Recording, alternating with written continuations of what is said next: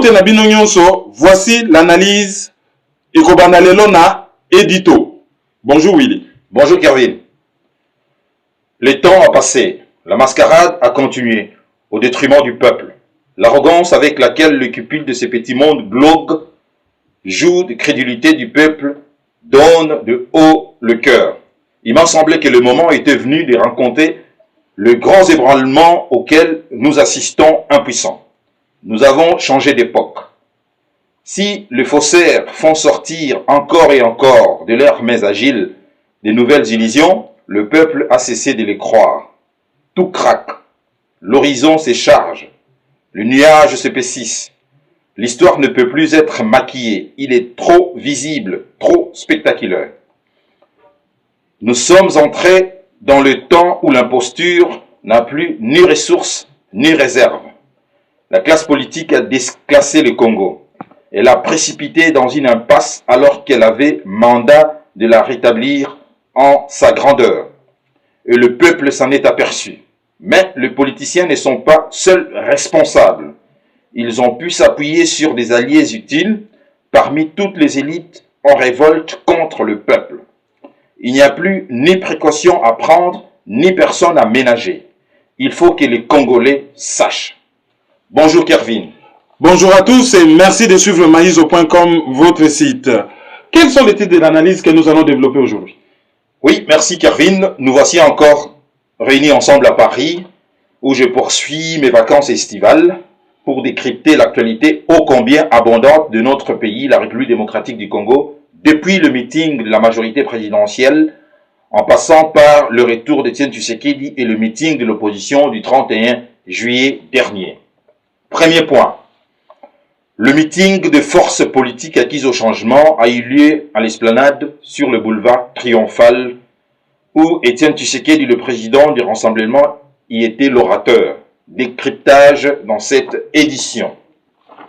Deuxième point. L'absence de Moïse Katumbi a développé également dans cette analyse. Troisième sujet, la réaction de M. Lambert Mendo Malanga par rapport au meeting du 31 juillet. Le meeting de la majorité présidentielle du 29 juillet, auditeur du jour, question du jour, information et rappel coordonnées téléphoniques. Bonjour Kervin Maïzo. Bonjour à tous, merci pour votre fidélité et nous allons tout de suite développer ce titre en lingala. Alors, Tomonaki, Monsieur Tshisekedi wa Mulumba, na meeting Oyo, il y a le 31 juillet, Nengi ba prometaki peuple congolais. Alors, ndenge nini yo o talaki événement na et ndenge nini okoki ko décrypter yango pona ba auditeur na yo. Pour ça, la rappel d'abord, il y a information. Donc, il y a déjà que Étienne Tshisekedi a tenir meeting na esplanade, il y a stade des martyrs. Bon, en réalité, ils allaient na boulevard Triomphal. Et le meeting, il fallait que ça la dimanche le 31 juillet 2016. Alors, Webika Kabachaka heure avant midi, mais en réalité, quoi il y avant midi, meeting et bandaki na 15 heures. Alors, meeting qui prévu selon communication. Il y a groupe Oyo Babengaka, rassemblement des forces politiques et sociales acquises au changement. Dans Mokuse, les rassemblements où ils allaient dirigés par Étienne Tshisekedi, ils allaient qui prévu que la plateforme nyonso Oyo Bazali na katia rassemblement ba ya na meeting et ba prendre parole. Alors, tango ba organisateur ba keyi na limité kozwa monsieur Étienne Tshisekedi pour ba memaye na stade a que nous ça la meeting a pesi comme condition. Et Moutapesi biso information où ils allaient encore pas encore démenti. Ils allaient Belinda Kabangu, hein, où ils allaient présentatrice, il y a une grande émission littéraire na Kinshasa. C'est une journaliste très connue avec une page Facebook très suivie. A Pesibiso donc Belinda Kabangu na Facebook na ba comme ma junior, Belinda Kabangu ma junior à lobby.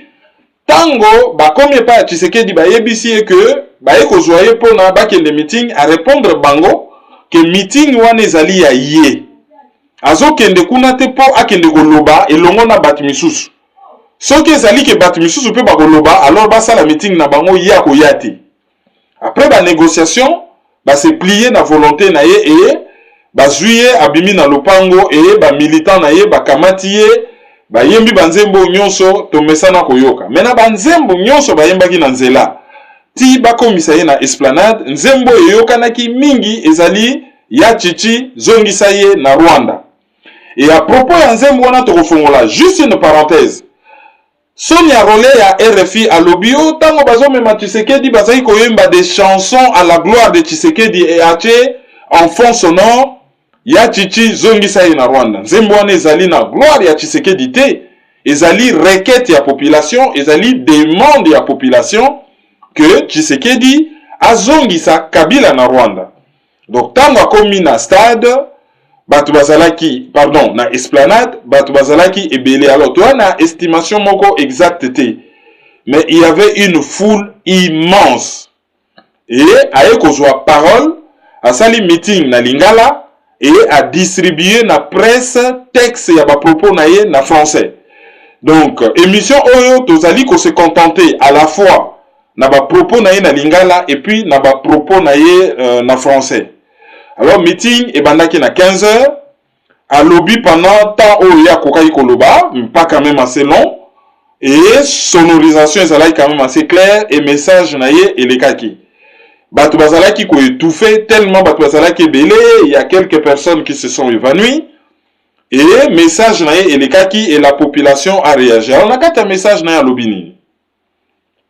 Abandina nous ko rappeler que Kabila azali locataire et que ezana ligne rouge moko Kabila akoki ko dépasser te ezali le 19 septembre. Pourquoi le 19 septembre? Parce que constitution et lobby que mandat présidentiel ezali il y a 5 ans. Le la mandat et bandaki le 19 décembre 2011, donc le 20 décembre pardon, donc il faut ici là le 19 décembre 2016. 5 ans. Et constitution et lobby, il faut bah élection et à la convoquer 3 mois, 90 jours avant fin un mandat. Donc 90 jours avant le 19 décembre, ezali le 19 septembre 2016. Wana ezali calcul ou botami na constitution. N'est pas qu'on convoquer bah élection le 19 septembre 2016, ezali qu'on violer constitution. Yawana Kabila Lobaki, Tshisekedi Lobaki, première chose, ligne rouge n'a pas dépassé, c'est le 19 septembre. Ce qui Kabila a dépassé le 19 septembre, a convoqué l'élection, a endosser responsabilité, il y a malheur, il y a peuple congolais, et bah considérer acte comme haute trahison, et peuple congolais a se prendre, genre, a imposer démocratie na ndenge na ye. Wana ezali point moko oya makasi il faut tout retenir. Ensuite ayekoloba que alingi violence te. Après ayekoloba que dialogue ça ne sert à rien, bakele na dialogue. Oyo Edem Kojo akozala facilitateur parce que Edem Kojo selon Tshisekedi azali kabiliste, donc c'est un traître. Et à lobby la population bala mukana pongi va se prendre en charge. À partir du 19 septembre 2016, ce qui Kabila a longwete, il faut population à s'en charger. Et bango va couper sa population, cahier de charges, bakoye bisaye ba étape, nengeni ni bako mener ba action pour na Kabila à longwa. Et ensuite, ayeko exiger ba libérer ba prisonniers politiques et à expliquer la population que Katumbi azali en avion. Mais à Komina noté, et puis au final, Katumbi a komakité. On est allé vraiment résumé de chez résumé. Yamakambo Lobaki, Togogi ko joue moins 2-3 points, mais résumé Yangwana. Et boyebi na principe mission Oyo, Tobandaka toujours copier ça va faire. Et après, Tobandi ko analysant, Tobandi ko commenter. Pour le journalisme Balobaka, les faits sont sacrés, mais les commentaires est libre. Premier commentaire sur le plan forme. Meeting ezalaki un grand succès parce qu'il y avait une foule immense. Oyo babengaka plein na plein. Malheureusement certains fanatiques ou babandi ko commenter kaka plein wana. Or muta contestaka popularité tu sais que dité. Mutu pas se contester que tu sais que da sala ka ba plein. Plein wana ils ont envoyé un message. Ils ont envoyé une analyse eleki message na ba parti politique misusu, na ba politicien misusu. Oh, kutu tokoyi ko benga même ba politique ailleurs. Ba sala ka ba manifestation na Kinshasa 30 partis politiques, difficile ba ko kisa 5000 personnes.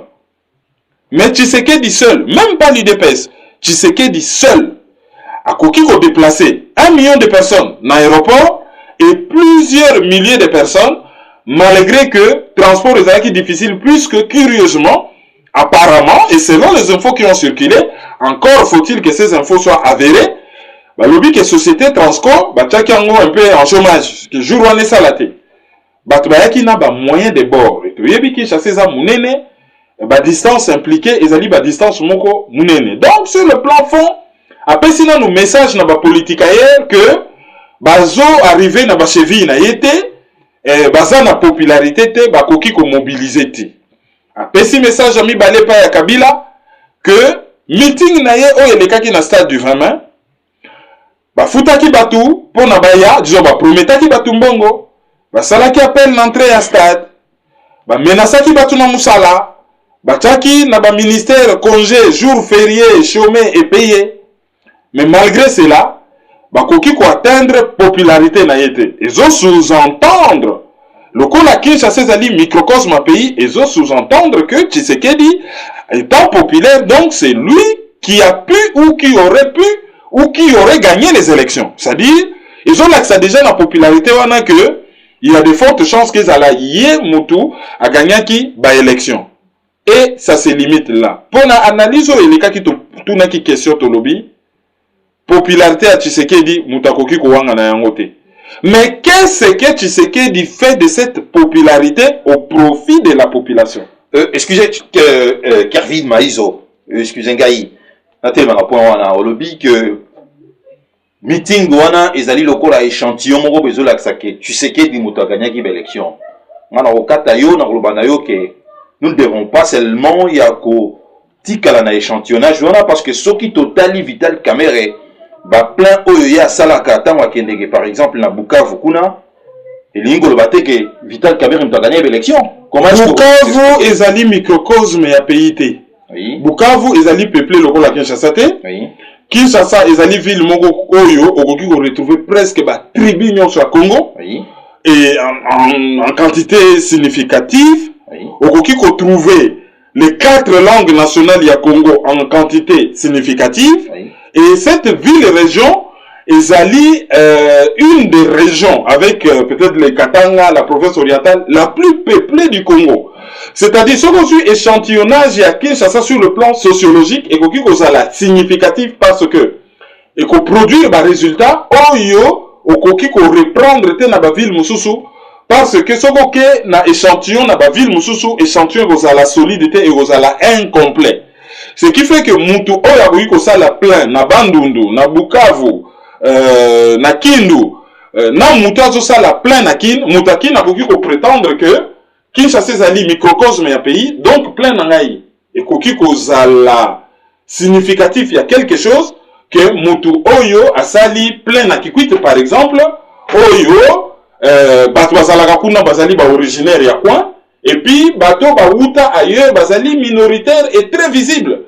Mais na Kinshasa on a tous ali mélangé et zali ville moko tellement cosmopolite que bakoki ko se servir nango comme exemple. Et on a na lobaki que ekoki ko zala on a chaka même na conditionnel que Tshisekedi aurait pu gagner aux élections ou aurait gagné les élections parce que mobilisation on a autour ya kombo na ye et koki ko zala eloko yo so to lobito pousser raisonnement et koki ko zala message moko oyo ils ont un rapport dans l'élection il y a 2011. D'accord, alors je suis d'accord avec vous, dans raisonnement. Alors, débat et comme un faux débat, ah, bon, tu sais que du populaire, mais les Cambodgiens, la question est un petit peu tout. Qu'est-ce que Tshisekedi fait? Qu'est-ce que Tshisekedi a fait de cette popularité na profit à la population? Est-ce que Asia capitalisa popularité on a pour asa le loko moko oyo ke le naissance ya ba intérêt à peuple mais ba oui peut tout na koyeb ça OK mais comment vous allez presser boy faut pas toucher à la charrie devant le bœuf, c'est-à-dire popularité, on est à la guy automoni, à le 31, tout ça le premier. Comment est-ce que Olingi et ça quelque chose tout de suite là, il faut qu'on en a patience, comment est-ce que mais cet argument ne tient pas la route parce que popularité, tu sais que des bananes les lotés. Et banane n'est pas comme Mobutu.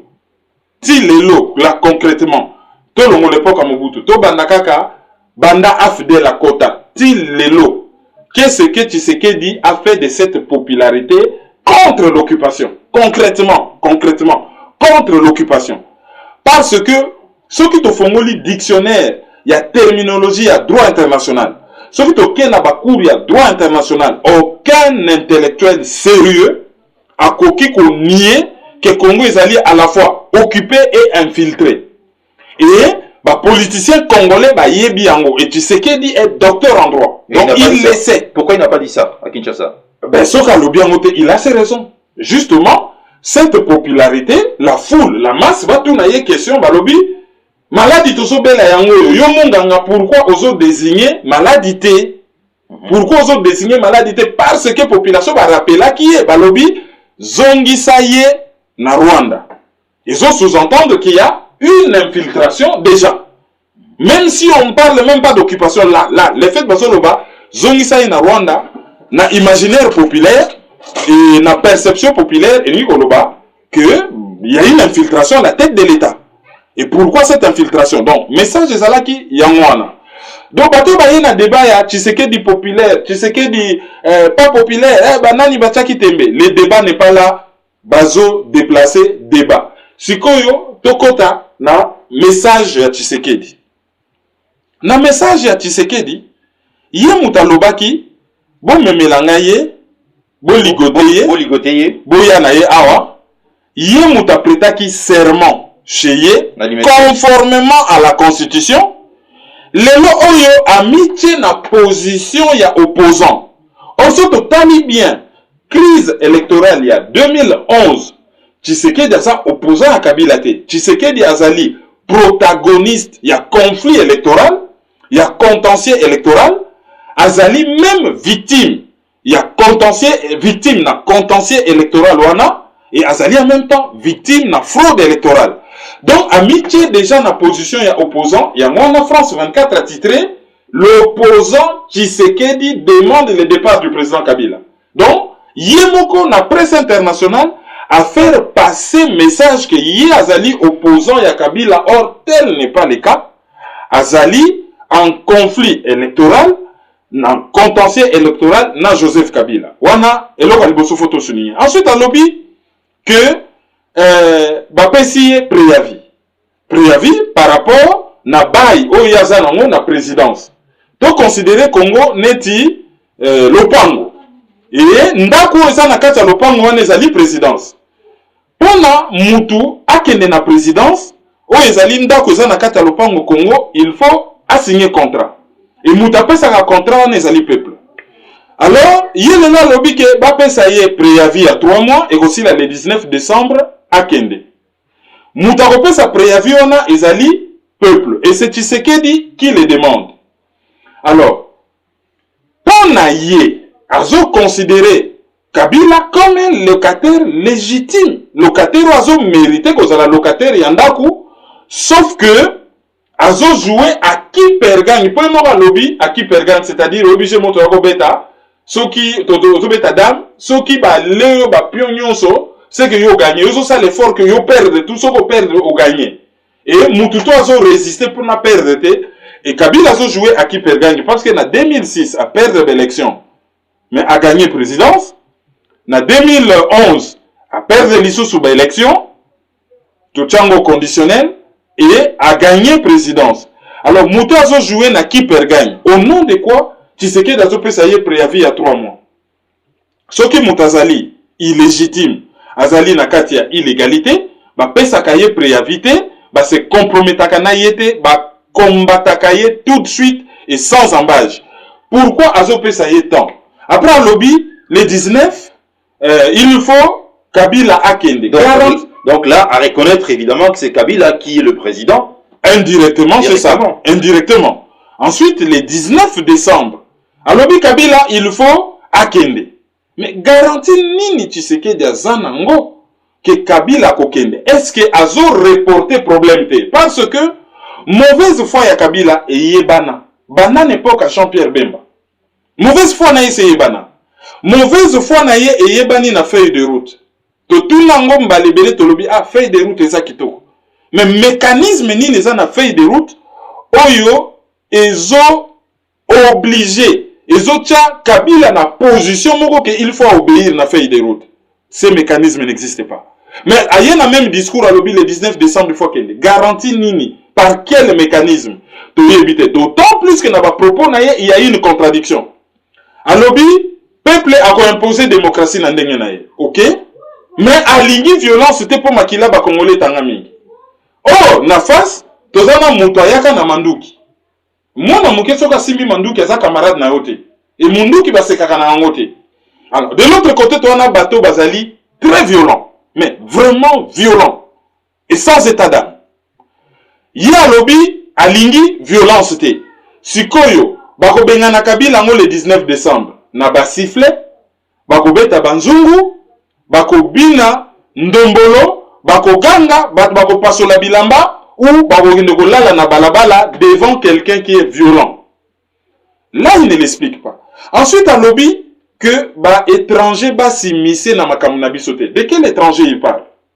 Est-ce que azo désigné ba étranger ou ba s'infiltrer na mboka mais wana za ko se mêler na makambo na biso te pour bazo occuper mboka. Donc c'est des ennemis. Mais les Américains sont aussi des étrangers parce qu'il y a un discours. Il y a un mito déterminé ba étranger wana. Pour ça to zongi sko na kan na ye. Est-ce que ba étranger wana azali ko bois que là ba étranger ba tondi na ba groupe nyonso ba to former rassemblement de forces politiques et sociales acquises au changement. Ça aussi c'est une question. Mais si ceux qui sont étrangers, azo désigné par le Bani na Lingala, azo désigné ba pays occidentaux ou ba pays étrangers, oyo ba koki ko zala na médiation ou ba koki ko intervenir. Les ala ba pays africains, les ala ba pays extra-africains, c'est-à-dire ba occidentaux, n'importe quel pays. Là aussi, message est quand même un peu compliqué parce que yemo avant kendekin ayaki na Quai d'Orsay. Yazalaki kosololana ba étranger. Notamment ba français, ba britannique, ba américain et ba tout bazalaki autour de la table et même bon to reconsidérer l'Union africaine comme pays té. Wana ezali organisation Congo azo faire partie nango yango za étranger mais ba américain, ba britannique, ba français pour ne citer que ceux-là bazali ba étranger. Alors en lobby alingité ba étranger ba s'immiscer na makambo na biso. Qu'est-ce qu'il veut dire par là? Et ba négociation oyo ou masolo ou ba contact oyo en entrée na ba étranger ezali na cadre nini. Ensuite, soko tali ba propos ya Tshisekedi. Alobi to la mokana pongi. Mais c'est contradictoire. Ba lobi ya zalaka constant. Mais hier Tshisekedi mtaloba ka bola la pongi ba bébé. Si qu'on les raison loba bola mokana pongi. Logiquement, il faut expliquer Batouké, na lalisa kibino pour telle raison, pour telle raison, pour telle raison. Pendant que Bozala ki kola la botala, musala nasali, yangoyo, sikoyo pour telle autre raison, ba paramètre changé na lobby bolamuka. Parce qu'à l'époque, c'est un BCP à 16 qui ba confirmation et pas ba décideur. Ba décideur, oh, bazali ba étranger. Oh, bazali ba étranger. Donc, les raisons loba bolamuka na pongi, ça peut pas se passer comme ça. Abola la na pongi, Mbalamoko bon, bon la mukanapongi et prenez-vous en charge. En bon français, je vais dire en bon français. Prenez-vous en charge, on a plutôt traduire en autrement, c'est débrouillez-vous en fait. Le peuple ne se prend pas en charge. Quand on dit au peuple, prenez-vous en charge, yo leader na bango, yo guide na bango, yo espoir na bango. Bango ba yeko tonde la yo, ba ye na makolo, ba lete, ba lalite na banzala na bango, c'est au leader de leur dire comment qu'ils vont se prendre en charge. À quoi point que la bango ba l'été que prenez-vous en charge. Mais au bakisi, na lingi souma qu'il est tangate na lingi violence alors. Ba se prendre en charge comment? Ça aussi, c'est vraiment contradictoire. Ensuite, Asengi va libérer les prisonniers au Senganani. Kabila libérer les prisonniers. Et c'est Kabila ou Kakabalanga Joana micro libérer les prisonniers. Kabila Boyoka rapport de force. Ceux qui après manifestation on a. Oui, mon collègue Kalobaka en Afrique du Sud que beaucoup ne bouka ba prison. Monde ninganaka. Les batbangi ba wangana te yete. Ah ye ya koloba boyete na comment article na œil d'Afrique ezana tilelo on a confirmé que c'est lui, c'est de la communication pour monde que ça y est. Et après il s'est avéré que ça là qui y est. Et ça là qui une efficacité moko boye bien que à ça là qui yango parce que après en Afrique du Sud que ba décideur entre guillemets ba étranger ba écarté na élection ba lingi été et ba choisir pour l'un na bango Kabila yango na ça et le nini concret moyen de pression ni na ça nango pour que et loko ya lobi wana batu Kabila yoka abimisa ba prisonnier politique. Ensuite ayeko évoqué cas ya Moïse Katumbi. Kevin Maïzo, arrêtons-nous un peu dans le point où on a tous sikoyo. Parce que nous assistons à Napoto et ailleurs, comme une intimidation et comme il y a trop. Tout le monde est comme si un groupe de gens qui va si du pouvoir. Hein, bazo rabat très biso boreille, n'a pas plein moro boye, comme si les Congolais na minute oyo, ça n'a pas commis plein rempli na gloria. Après plein Congolais bazongi na bango na banza na bango. Bon. Ce qui est à l'objet d'un peuple congolais, prenez-vous en charge. Et que le peuple wana oya epsi bango va se prendre en charge, Balamuka va se prendre en charge parce qu'elle a été bango. Parce qu'il y a le peuple wana déjà, à l'objet d'ailleurs avant Azonga le 27 que toza d'accord na choya Moïse Katumbite. Alors ce qui peuple wana oya lobi na bango que prenez-vous en charge, ba ebisier que nous ne sommes pas d'accord avec vous par rapport à choix na yo ya Moïse Katumbi. Alors tokomi na point ni wasko. Eko sala eko lakisa hiatus oyo ezali dadi bokabwani oyo ezali entre classe politique na population. Pour problème à Congo c'est quoi? Ezali makambo bakan. Il n'y a pas un pouvoir, il n'y a pas une opposition. Ezali bakan. Toza na camp, il y a classe politique corrompue et pourrie et des fois irresponsable. Et de l'autre côté, population manipulée, paupérisée, humiliée, affamée, oyo azo subir. Tango batu bazo sala plein. Bangiba comme ça moneti histoire ya wenge musika oyo bazo sala ka concurrence na JB na Werason na l'équipe plein et Marie-Paul aye mbi couvre-feu azui animateur na ebisi makodos aye ko yemba ba maman plein on a plein.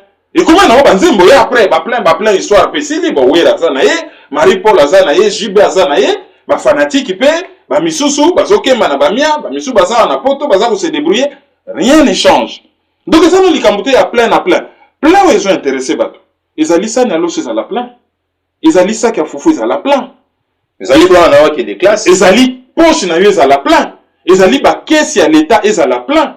Ils allaient nombre y a ba kilomètres y a ba autoroute asphaltée. Nombre wana ils à la mingi ils à la plein. Ce n'est pas plein ba ba na meeting ba yoki. Ils allaient se soigner sur aux malades. Ba tika la na soif na bango ki Koyo nyonso tout ça pour ça. Donc on s'est déplacé quand toyoka kaka et après donc nyonso kaka makambo kaka lobaka prenez-vous en charge bosala boye Kabila fois kende mbaloyo na avion lobi mbaloyo penza na botika yete na boyokele mawate bazo empêcher avion atterrir bota la bande wana mbaloyo na botika yete na boyokela ye mawate na kozongisa ye na Rwanda. C'est ce qu'il a dit. Le long projet za société ya kozongisa ye na Rwanda ezali ya kotika ye asilisa mandat. Yé ba commissaire opposant et tango ba commissaire opposant sikoyo tango aussi sa mandat garantie nini tozali na yango est-ce que zali garantie ka ba paya oya lobby basi mise na ba faire na bisoté ou bien nini ya lobby soki Kabila kei ndeto yeko sala dialogue entre biso totali ndenge toko gérer mboka donc c'est le moment que so Kabila kei peut-être tokene na transition moko on ne sait pas mais meeting on est tikaki moi goût moko un peu amer on se disait bon tant tu sais que dazozonga akosala o babenga ka baroud d'honneur ya suka penda donc aye tant on batu ba bimi plein même lobby azalaki capable aza déjà na kata histoire hein? Sur le plan wana bakoko tata akota na histoire déjà mais lobby banga batangisa ye na ba université quoi soki kaka yebisa ka population na bon la plaisanterie a cesse durée basakani na biso mingi tango tozolongwa ka palais du peuple stade des martyrs Je suis en train d'imaginer, c'est pas une incitation à la violence. Je dis par exemple. C'est une hypothèse parmi tant d'autres. À lobby, bon, direction palais de la nation ou la voix d'Isaïe Reza Nassima. Lobby ngakizala historique et population bazala qui prêt à en découdre. Aye bisi bangoka makamba yo kakala et puis bon lelo na tongo le bat balamuki Kabila za na ye kawana. Pourtant bon bazo sa meeting. Kabila zalaki ni Corneille nanga zalaki ni na badolite azo inauguré na ye ba kit électoraux ya sika a lancé na ye enrôlement ba kosa na bango ba élection na bango ndenge balingi na rythme bango balingi. Le 19 septembre, on a dans 45 jours à peu près, un peu plus environ, Bagobe na bango l'élection té, bazalaki na bango kosa moke, et RTNC aye na ye Sanso Nikolobaki, il y avait 15 000 personnes, entre 10 000 et 15 000 personnes. Alors, ceux qui stade du 20 mai, stade Tata Raphaël, au Tokola Nango, et Koki Kozwa, 60 000 personnes. Et bongo esplanade, où il y a stade des martyrs, ceux qui allaient plein de tout le monde qui va image. Non, il y avait une foule compacte, hein? Ben oui. Donc, aux hommes, on a même RTNC, l'église au coin du village, ça faisait vraiment pas sérieux dans le reportage. Mais, meeting, on est tikineti. Goumoko amer. Ce qu'on t'a dit, interview mingi à Batu Bazali déçu. Surtout, t'as même pas propos total, n'a pas cité belé, Batu Bazali déçu. Bayoki kaka refrain wana, bon. Nzembo wana pe toyoki yango mwa mingi ekomi mwa monotone tolingaki mwa musique mosusu musique moko un peu différent pour soki ka même CD yango ezo reye pe mo muke kwa to ekozala susu bien te. Et Kervin Maïso, alors si nous assistons vraiment à un fumage moro total, c'est-à-dire acteur nango ezali Tshisekedi Kabila la la classe politique pourrie, n'a pas pu à Genval, c'est-à-dire G7 et consorts, Bangonis va faire partie à Katia, il y a Johanna, et que le tendon de la farce c'est un peuple congolais. Ce qui est alité que, Bazali ko testé système Morobo Yassika, Bazu Congo le la cobaye, et que, tant de réussir système Wana, bah, pour appliquer dans le pays, et que le peuple congolais a du feu. Enfumagement total parce que nous dit que le baron a que Corneille Nangazo continue hein que ça là recensement la badolité tu sais qu'il dit azongi à sa meeting naie majorité présidentielle peut passer là à Bango pendant que Kabila paix a ça continue toujours que le baquet l'enrôlement ils ont continué est-ce que aux hommes on a clair dans Katia Maramboana ce qui était que tu sais qu'il dit peut faire partie à Kati il y a comment dirais-je il y a quoi fumé peuple congolais. Guerre froide et bandaki na Congo. En matière de politique, tout est possible. Par grand service, bazali capable, il y a n'importe quelle manipulation. Vous êtes loin d'imaginer jusqu'où ils peuvent aller. Ils sont capables de tout, mais à un niveau moko hallucinant. Nako conseiller na batu batanga livre Les secrets de l'empire et Alain Soral. Mais n'a conseillé un livre Le 5e cavalier, j'oublie encore avec deux journalistes français mais batanga livre ya Guy Morel Merlier sur l'histoire du Congo. Mais batuba kene na révolution ya ba bolchevique. Batala révolution ya Mao. Batanga ba ouvrage sur la révolution américaine, sur la révolution française. Et batanga pe certains ouvrages sur la façon de fonctionner. Il y a actuelle CIA américaine, il y a KGB, il y a BND, il y a Balman, il y a Mossad. Oui, mais parce que ça n'a pas manipulation, mais vous êtes loin d'imaginer. Ouais. Des fois, on nous prend juste pour des cobayes. Et pays wana ezali ko représenter en jeu moko tellement ya monene que tout est possible. Oyebi ba groupe ya ba service secret ba groupe ebele ekufaka te hein. Groupe de Mbiza batu bakanisa ekufaki. Soki batu ba yebi histoire ya groupe de Mbiza. Ba yebi ba membre ya groupe de Mbiza ba ko comprendre makambo ebele zo le kamikolo. Tant que ba papa wana balingi ko koma ba livre te. Tant que ba papa wana Botala papa lokola bomboko akufi nous a laissé aucun ouvrage. lui connaissait l'histoire de ces pays. Tant que bako yebisaka biso ba vérité te. Tant que université et kobanda ko tangisa biso histoire moko bidon et manipuler to comprendre makambu et beleti. Et ceux qui te comprendre makambu na perspective wana to comprendre makambu e belé mais pour la classe politique ba yeba que beaucoup qui manipuler population, bon manipuler, un matin l'herbe a lamuka et vous allez ouragan. Ce qui se passe c'est quoi? Occidentaux ba yebiango que peuple congolais, o yazali ko lutter contre impérialisme occidental koleka tout autre peuple en Afrique, il n'y en a pas deux. Peuple wana azo kende vers pogrom. Pogrom ezali donc lynchage moko public et loko ekotika la historique et occidentaux ba lapi et bouleverser Afrique mobimba. Et bazo freiner des quatre fers pour nisa la maté. Et bazali ko se servir na ba politiciens congolais pour na ko amortir choc aucune na solution moko politique ya likolo mais peuple atika la na misère. Il fallait pas arrêter jeune na bango na bazali ko sala bango ba lobaka. Selon ce ouvrage, l'un des ouvrages de Patrick Mbeko, je crois, le Canada dans les crimes, ils en ont combien de morts beaucoup ils supporté dans le Congo? 500 000 morts. 500 000, ça peut passer. Second, comme à 10 millions, que Mobutu en partant, il a laissé un embryon de nation. Il y en a qui remarqué qui va attaquer na Goma, Bataba Congo Batomboki. C'est le début de la nation. Et ils n'ont pas vu ça. Et là, et Salaman, nulle part en Afrique. Ils allaient phénomène combattant. Oyo guerre, yenango contestation, na ba pays na bango démocratique, en se servant de leurs lois. Et là, quand on a bango ba monakité, on a betu des osalaman na ba université, va comprendre le phénomène combattant, va circoncire yango et qu'il na ba pays africain yo sauté. D'où le la bazo banga, bazo ke nango malembe.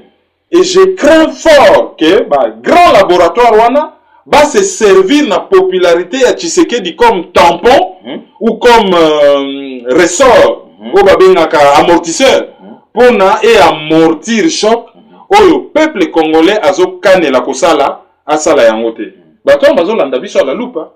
La plupart ya ba penseurs congolais nyonso batu nyonso basala ka analyse ya solo. Bazali répertorié na ba think tanks, bazo ka analyse na bango bazo traduire. Même émission na lingala, ils allaka traduit par ba think tanks et belé. Bazo luka ko comprendre ndenge ni tozo réfléchir. Alors peuple wana au classe politique azo sakana na ye na ba occidentaux ba ko risquer ko regretter parce que ça risque d'être très violent. Et si Kervin Maïzo avait raison? Je l'espère. Si Kervin Maïzo avait raison. Bon, objectif ezalité naza a raison, on a juste analyse. Mais non, on a ça l'analyse. Nazo tala nanga ba fait, il peut arriver peut-être de se tromper, c'est pas exclu hein. Oui, mais tout ça qu'on s'adresse si ça dirait que Ozan a raison, Kervin. Ben ça sera peut-être pour le bien du Congo. Oui, bien ces pays-là, ceux qui s'est libéré, c'est toute l'Afrique qui se libère. Ça on le souhaite. Ah, silence n'angé l'opinion sur Kervin Maïzo. Mais dans les Kervin, pourquoi une partie à peuple congolais, à population congolaise, on a diaspora, surtout tu as diaspora, balingi ko intimider une autre partie à bateau baza d'accord on a na schéma on a besoin la bisoté. Pourquoi est-ce que balingi que tout un peuple azala na kati ya schéma moko, c'est comme si na ba grand pays démocrate ba peuple nyoso bazalaka d'accord na Allemagne na mona angoté na France na mona angoté encore moins aux États-Unis na mona angoté. Alors pourquoi kaka ba lingi ba congolais nyoso ba accepter schéma ya Tshisekedi Katumbi na ba Genval na bango? Pourquoi? C'est de bonnes guerres et les soko talibatuana bazalaka sans argument, bazalaka na ba slogan. Ah unité. Soki siko bandi ko réfléchir na ba argument, ba bambi au vite fait mutambanda. Dernièrement, banda salaki émission sur ba crime ba reprocher la raie. A cœur ouvert, ba pozai ko benga. A bandi ko pesa ba argument, adako zo toujours phrase je vous mets au défi de. Tant likambo sala maganga na salaka na age boy. Ba toana ba mona ka bango te ba kino commenter kuna. Le journal belge, et le baki que Tshisekedi daza tribaliste. Na zako konta na ba commentaire tous les soirs, natala ceux qui ba protester. Kuneza mindele, les gens ne protestaient pas. Mais ce qu'on me dit qu'on réfléchir poliment, bakanisi que bakoki ko intimider mutu. Ça ne marche plus. L'époque on les a révolu. Tango Professeur belge à l'Université catholique de Louvain, à Lobi Tshisekedi, c'est l'homme dépassé, Azali affaibli. C'est ce que le professeur a dit. Mais, tout ça, non, en vacances, ah, ozo kana téléphone. Ah non, yozo c'est quand même vieillard. Non. Nganazo rapporté ce que le prof belge a dit. Et ce qu'on a dit que Moutakomi Pakaza sous la force, ou Yazalaki n'a en 40 ans. Mais c'est la loi de la nature, en fait. Il n'y a pas de honte, il y a un âge aux ans. Écoute, parce que ce n'est pas donné au premier venu, à comme na âge. Mais non. Alors, tout ce monde-là, ils allaient net, moi, clic, moko, boyenet, ça ne marche pas, oui. Et d'ailleurs, la Katayote, tout ce monde a un débat en France, on rappelle toujours l'âge et Alain Juppé. Le bateau le baquet, Alain Juppé, tout, mais âge naïe, 70 ans. Alors pourquoi Bissot Tokoki aurait élevé âge, il y a Tshisekedi, où ils allaient 83 ans, 84 ans. Étant donné que, Kozala, chef de l'État, et c'est vraiment beaucoup d'énergie. Mais déjà, Batou, il faut bailler que soki biso bato kolaki na Congo toza na culture démocratique te. Voilà. Bao baza libanda, tozo vivre na ba société moko démocratique, où bazo garantir liberté d'expression, mais liberté d'expression implique capé débat. Bah il faut bailler ko débattre, ko échanger. Au biso na Congo, ezala soki boza na même point de vue te boko benemi. Luka kotanga merlier on va comprendre pourquoi ba mi ya lumumba bakomaka benemi na ye pour une divergence politique. Bazalaka ba mi tina niveau que baki ko livrer. C'était juste une différence politique. Hein. Na Congo tokoki ko sala tozoli asani moko boyo zo supporter je sais pas moi vite ngana zo supporter imana tozoli asani moko. Donc na Congo so ka ekomi yo parti politique toza benemi ayo équipe tel ngai toza benemi non, c'est pas comme ça qu'il faut réfléchir. Donc il faut pas débattre. Et lingo baki donc bato toza na bango opinion moko awate na poto to me maine bien on a ça. Ah ben c'est dangereux ce que une éducation politique et koki ko créer ba fracture moko regrettable. C'est très dangereux. Et qu'est-ce que Kevin Maïzoro le banabatu oyo pour l'instant baza un peu frustré, c'est-à-dire oyo baza d'accord te na schéma oyo zo salama na Kinshasa. Actuellement baza ébélé mais ils se sentent frustrés. Qu'est-ce que Kevin Maïzoro yé psa bango baza la calme ou bien baza nini ba répondre là-bas injure ou bien baza nini. Nako paraphraser Laurent Désiré Kabila, la guerre sera longue et populaire. Baye bake une guerre longue et populaire et c'est ngaka endurance. Na oui ça banka ka bazala na endurance. Ba se contenter te na ba solution moko superficielle. Il faut ba luka solution moko en profondeur. Mutu soko za na vélo oyo pine to bokaka tous les jours. À force ya kobongisa pine wana obimisa mbonga ko leka prix ya vélo ya sika. Je crois que si on a motema autant na makolo pendant un mois, on va somba vélo à sika, ou ke musika. Mais si on a kaka solution à mouke eye, to bamba pine yo ke ko bamba to sala boy et ko empêcher o luka solution à libela. Et na Congo ba komi tellement impatient que ba komi prêt à accepter n'importe quoi. Je pense que Paris n'a pas été bâti en un jour. Paris je crois considéré comme une des plus belles villes au monde. Les années villes moko ba construisant pierre sur pierre et ça a pris beaucoup de temps. Et bah pays démocratique aux États-Unis a commis même pas. Asa juste un peu plus de 200 ans. A commis même pas. Azo poursuivre le chemin. Bisous tozo sang un effet que strict minimum. Mais toye ba ke moko tozo minimum, le chemin sera long. Toye ba ko réfléchir à long terme. Toza la rater na factuel. À lobby pouvoir l'immédiateté. Ouais, toza la toujours ba mindele ba réfléchir ça sur 30 ans sur 50 ans. Les longs biso tozobeta masolo ya Katumbi Tshisekedi Kabila tout ça bango bazo raisonner na 2040 Congo kozala ndenge nini ba ko contrôler biso ndenge nini ba ko gérer biso bato za libanda ndenge nini ba ko couper biso na bato toza na kati éducation ni ba ko pesa bano baza na kati il faut enseigner beba pour toute une génération beba il faut bato bazala na culture ya lecture te. Baso raisonner les biso musika biso tozota là dans une semaine qu'est-ce qui va se passer c'est vraiment dommage. Non c'est ngana bamba ça là tout simplement d'endurance. C'est que la réponse d'ailleurs endurance né yango mutego senga ke to avancer avec beaucoup plus la visibilité toye banana zanane. Passons maintenant à la deuxième sujet nabiso Kevin Maïzo. Tout le monde retour ya Tshisekedi. Mais bah annonça Ibiso qu'il ne sera pas seul na descente na avion à Kinshasa. Il était prévu que Azala accompagné avec Moïse Katumbi. Mais qu'est-ce qui s'est passé? Tout le monde y était. Tu sais qu'il y a Yeyemoko. Mais apparemment, tu t'as dit que bah empêcha qui est à atterrir alors que même des la déclaration Moroboye. Mais n'engeni yo analysé absence il y a Moïse Katumbi alors que y est vraiment alingaki vraiment azalawana parce que y est bazo memaye le roi Kanish et pas un peuple congolais, c'est-à-dire yo yaraka awato la bisa yo pas un peuple mais absence on monde. Katumbi azana ba lobby oyo bazali derrière ye. Et Katumbi azana batu na ye na Congo oyo bazo salela ye banquette ya popularité oyo ba yebi réellement ce que la population pense. Katumbi n'est pas bête. Ayebi ki a na poto bate belé bazo landa ye comme tiroir caisse. Bazana bango kutu kunati. Bango ezali kaka bato bazaka sans personnalité, ba kumisi, moi ba billet kwei bango ba kumisi. Azui billet na 9h, na 14h azotonga yo quelque part, na 16h a kumisi li pas benda deuxième billet. Des opportunistes. Des opportunistes. Et Katumbi ayebi yango. Et Katumbi ayebi ke ye na Kinshasa na meeting wana d'abord un.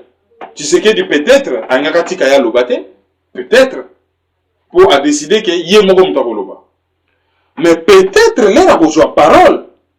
Population n'a pas réagir pe ndenge moko boye. Ayebi yango. Alors alobi ba empêcher ye à atterrir. Azana Libreville bazo négocier na pouvoir. Mais tout raisonner. Katumbi azalaki na dossier moko oyo bazo accusé d'atteinte à la sécurité de l'État. Tango abimi accueilli hôpital, ba pese condition que asala ba déclaration politique libandate. Et so ka silisi traitement azonga na Congo pour na ba poursuivre instruction à dossier na. Et tango azalaki libanda ba condamné par contumace que spoliaki immeuble ya grec mokobo. Et gouvernement comment ki ko lukaye ba chaye na boloko par rapport na dossier wana. Donc intérêt à gouvernement zalaki te ko empêcher ya zonga. Koute zalaki il faut ko benda yeneti mpuku na kati ya nas soka zongi bango bakangi direct. Donc ça paraît illogique que ba empêcher ya zonga po bango bazana besoin a zonga bakangaye entambwe mwamba a annonçaki ke ba ko kangaye. Alors comment expliquer que yé moto bazo lukaye kutu bakangaye ba empêcher yé à survoler territoire à atterrir po bakangaye. Ça c'est le premier l'élément où ils ont paraître incohérent. Et Menda lobby on a réaction na ye. Pour la Tshisekedi à lobby, c'est excessif ba propos Tshisekedi à tenir par rapport na Edem Kodjo, ndenga benga qui est très ékabiliste, abi c'est vraiment des propos excessifs et azole qui c'est la bisolaire. Pour ba on ba kanse que dialogue ko sala maba avancer na agenda na bango ba kanaki.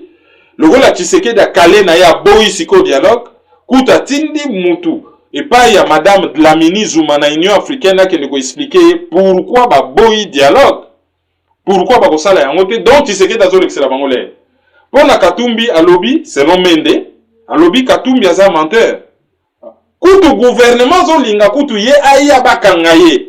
Atika kokosa selon Mende, atika kokosa batu que ye ba empêcher non, ba empêcher yete. Bazo zela kutu ye aya po bakangaye. Mais il faut aussi signaler dans la foulée que Jijo a condamné qui est Akimi et a publié Mukanda Moko eleki na presse, surtout écrite.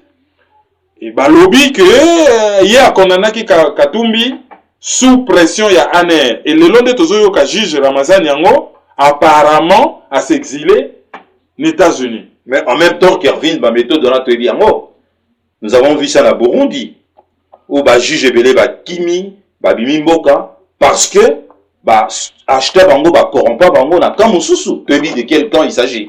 Oui, mais quand même ça paraît incohérent que bango baso luka Katumbi bakangaye. Non, je parle du juge. Oui, il y a moi nazoloba.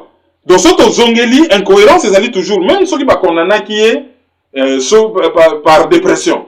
Mais il faut c'est que bazako l'objectif, il y a qu'on condamner les qui va neutraliser. Exact. Mais meilleure façon qu'on neutraliser les alliés, aïe, boché na bolo. Donc, entre bango moko na bango zoko ça. En tout cas, ils ont un moutou, à Zokosa, entre gouvernement, na Moïse Katumbi. Voilà. Ils ont un mot à Zokosa. Alors, la main dans le lobby que Moïse Katumbi est alimentaire. Abimi, ça va preuve, il y a des négociations, des enregistrements téléphoniques, des mails, oh, il y a ça là qui continue là, pour nous négocier, pour nous avion quitter. Ou, va contacter, aéroport, il y a Libreville, Léomba, va tout na bango, jet, oh, il y a Katumbi, ça là qui est l'aéroport, pourquoi et décollage dans Libreville t'est continué, qu'est-ce qui s'est passé? Est-ce que tour de contrôle Angil et Lobakinini, tout ça, ça peut se savoir, mais ça demande du temps, de l'argent et de l'investigation. Mais toujours est-il que Moko Nabanga Zokosa. Oui, Moko Nabanga Zokosa, donc, Toye Bapé de toute façon, vérité, Nana Zokosa, parce que je pense que Bangonyo Sobazana Katia, enfumage Moro Mounene, au peuple congolais, Moutazali, le dindon de la farce. Mais lorsque les Kassiko et Zali que le col là, Batouba Moni, vrai face à Tshisekedi. Batu belé belo bakoto na nasima bakaniseka ke bon vieux akomi na ye mutu ya unité ngulu bamoni penda via pema penda chez na palais à l'hôpital la meeting wana eza yanga mutu mususu olobate na olobasel oyebi kamera zai ko se plaindre ke bokeka ko ndimaka Tshisekedi logo la chef bino bufandi lelo ba vrai face à batu bima organisation na bangwana ekopanzana oui tu sais ba ambition eza te ekopanzana nango kala oui Kervin Maizo au souligner le mot très important, Kengape n'a remarqué Kiyango. Je vis que tu sais qu'il est rayonné. Il était content d'être là, dans son pays. Dans son pays. T'as la visage naïe, il s'agit pour rayonner. Ako seka, qui content d'être là pendant 2 ans, qui na extérieur, et en boka, parce que le monde a une wanate. Est-il pas tout simplement content, il y a un boka naïe, et que tant dans un boka naïe, à l'axibino, à l'étranger, je vais vous laisser faire dans votre talabino. Mais ici, c'est chez moi. Ben, ce qu'on t'a le message, M. Zagui, qu'on a envoyé à propos, il y a la politique ailleurs, c'est là qui finit la récréation. Exactement. Moi, ma blague, moi, ma organisation, moi, ma makelele, moi, qu'on voyager, qu'on les canne TV, ah, biso, vous mettez un niveau, bon, ah, et puis, c'est quand moi, ma politicien, on a qui finit la récréation, on a reprendre COP. Mais c'est quoi la grande question? On a reprendre COP. Mais façon, on reprendre COP pour la population, c'est plan parce que le vrai patron, on a pour siffler, dernier coup de sifflet, ça sera la population. Les populations à qui nous on a beaucoup mission na tongo, après-midi, balouke nous na niveau moko que, au calme bango, au reconnaître bango te. Donc, les populations moko, il faut que ça la très attention, les Belges et Mobutu en savent quelque chose. Kervin Maizo, pourquoi faites-vous tout ça? Pourquoi est-ce que au sacrifier vinayo na combat oyo? Est-ce que Kervin Maizo nzambe à côté liyo pour le baké yoza élu na ye ou là que ça peuple congolais nzela? Pourquoi est-ce que Kervin Maizo fait tout ça? Pourquoi? Ben nga nazali congolais, hein? Je fais partie na yo ya génération sacrifiée. Génération moko oyo to tikala ko connaître bonheur te ko vivre dans un pays normal. Tozali génération oyo to simba téléphone fixe te so na lobby to miti en général. Bien que ngana yo, tu aurais peut-être chance aussi ma téléphone fixe. Je parle de la génération. Tu simba téléphone fixe était.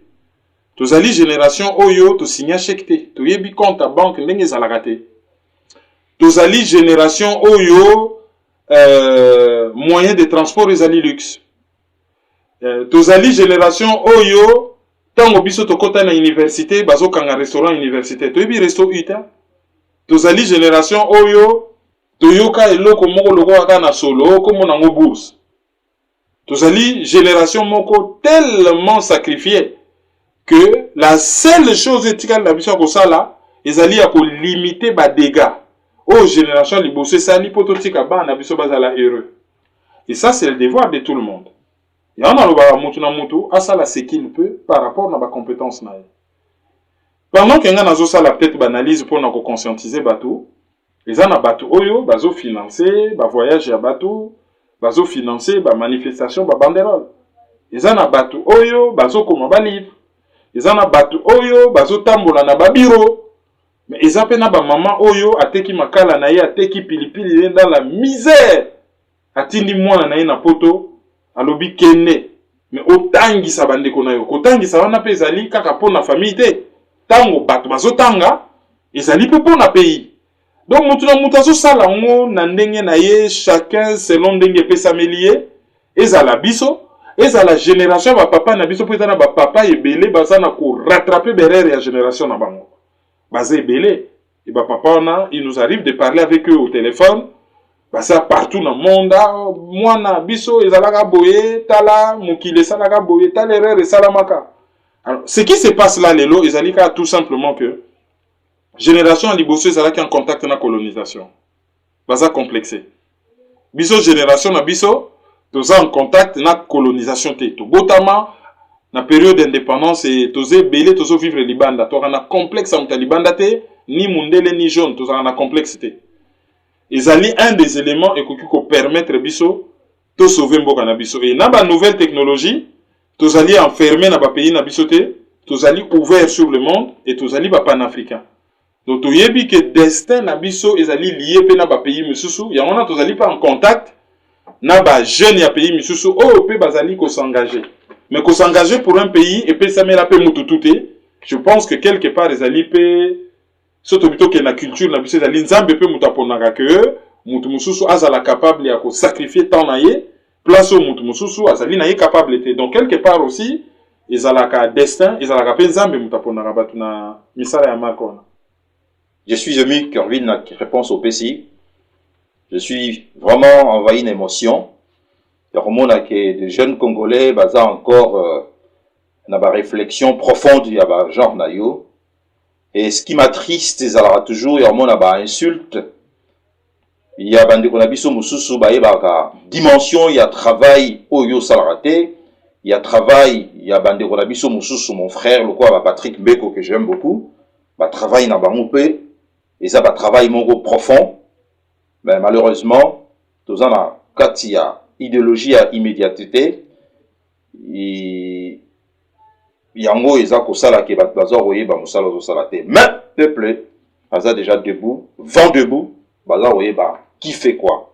Kervin, parlez-nous un peu de un meeting il y a majorité présidentielle il y a le 29 juillet. Les gars il y a un meeting voilà. Tu parlais qui n'ont déjà l'autre fois alors ceux ça n'a pas aspect à vous souligner. Ils allaient que tant au meeting ezo salama ba exigea ki ba drapeau ezale belé ezala misusu vertical misusu bacha ba banderole na horizontal pour na empêcher ba caméra et mona ba vide misusu ezala ki na gratin et selon certaines sources ba sources ngo ezali belé preuve à l'appui bacha même ba numéro ba pesa ki ba numéro ya ko toucher mbongo soko ramener ticket wana oké ko toucher mbongo ba promettant ki ba tout 10 000 francs congolais. Bat misous va toucher 1500 francs congolais, ba misous va toucher rien. Et souka ki mo boulou na libanda, bat ba bouka ki ba chaise en plastique. Batia ki journée chômée, férié et payé, non, chômé et payé, pardon. Ministre Awangani que tel n'est pas le cas, au track mo zako circuler dans le ministère, mais ça là qui tracté, ça là qui vraiment un communiqué officiel. Et ba fonctionnaire belé ba so confirmer que oui, ba obligé ki bango ba kene na stade. Et tant qu'on va commis na stade, ba imba beta ba masolo na bango belé ah dialogue boy na boye population ayembi to lingine to a dollar et kita.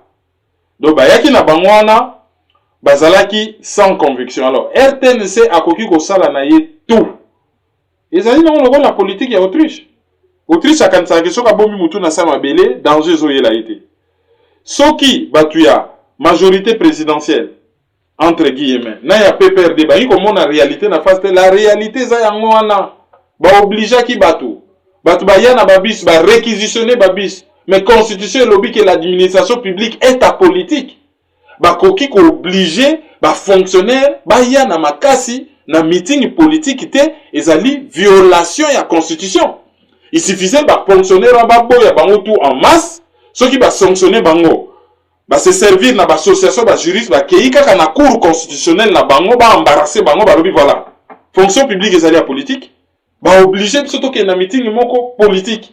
Or chaque fonctionnaire il fallait kende en dehors ba air na ya musala et soki volonté na yelingi alors baza na mbongo ya ko distribuer pour na batba na meeting mais lorsqu'il s'agit ko bimisa ba misisa pour na développer mboka ba mona na raté.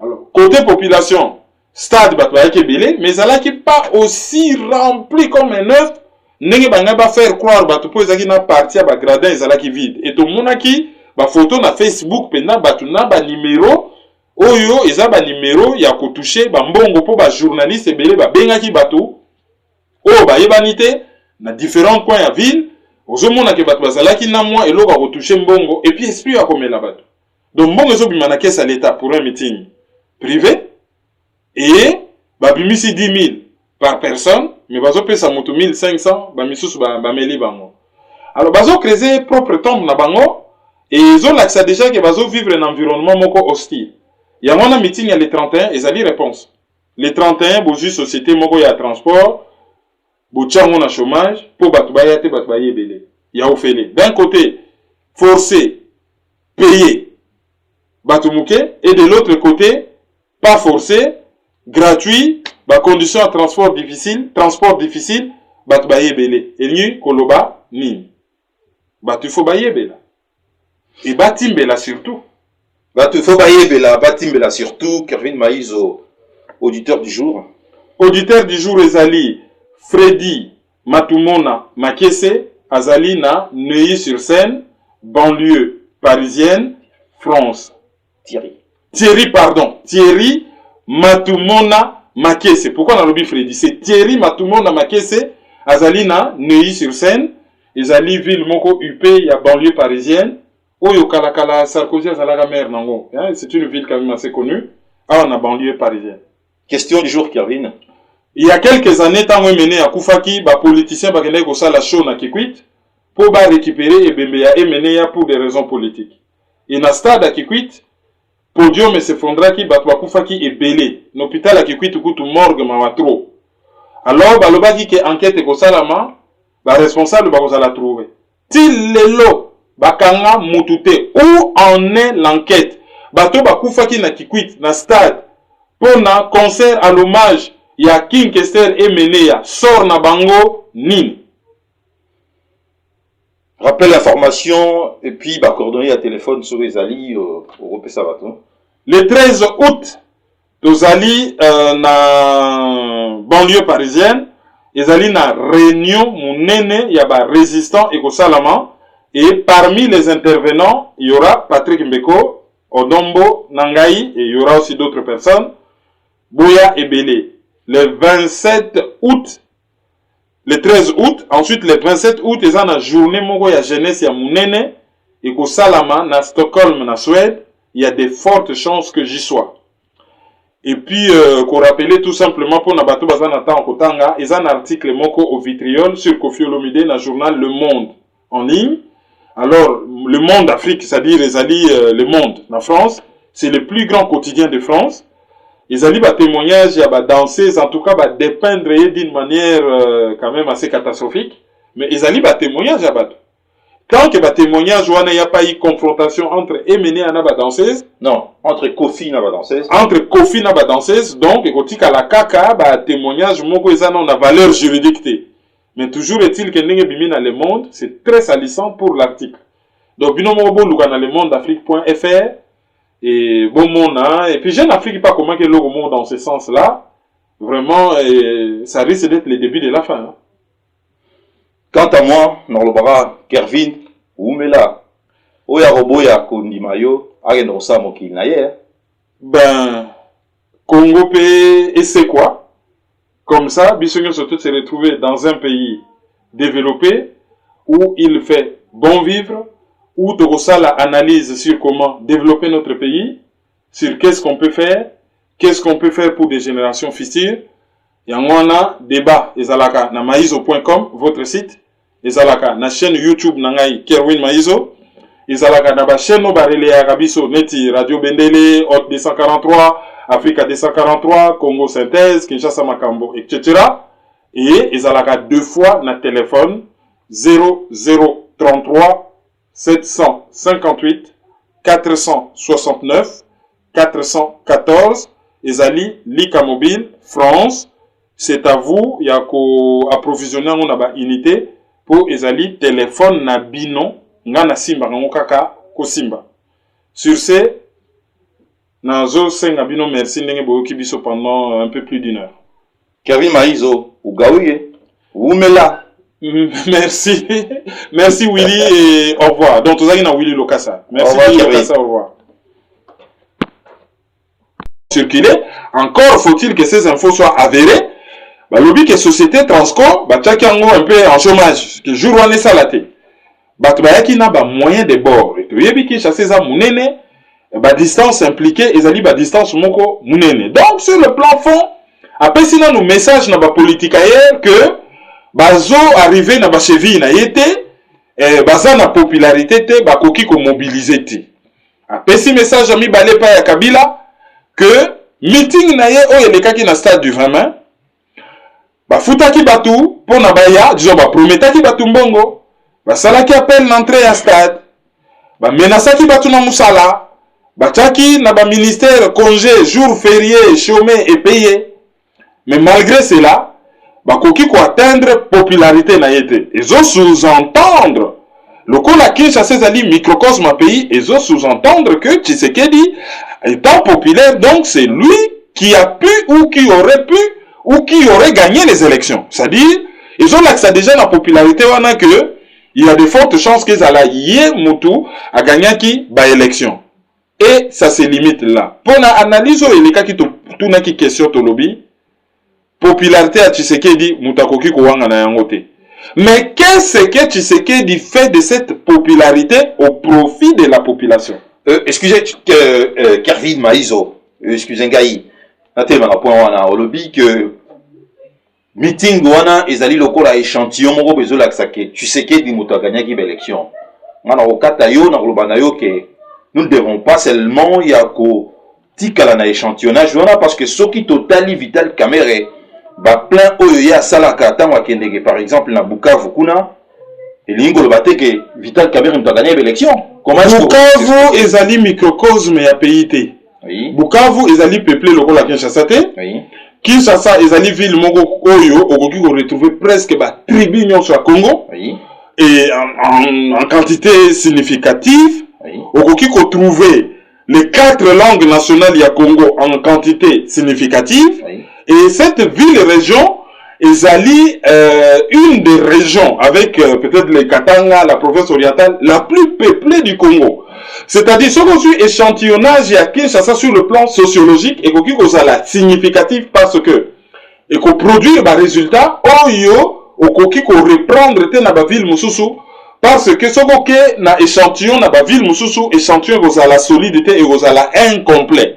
Ce qui fait que Moutou, qu'on a la plein, na Bandundu, na Bukavu, na Kindu, na Moutou, ça la plein na Kin, Moutaki n'a qu'on prétendre que Kinshasa ezali microcosme ya pays, donc plein nangai.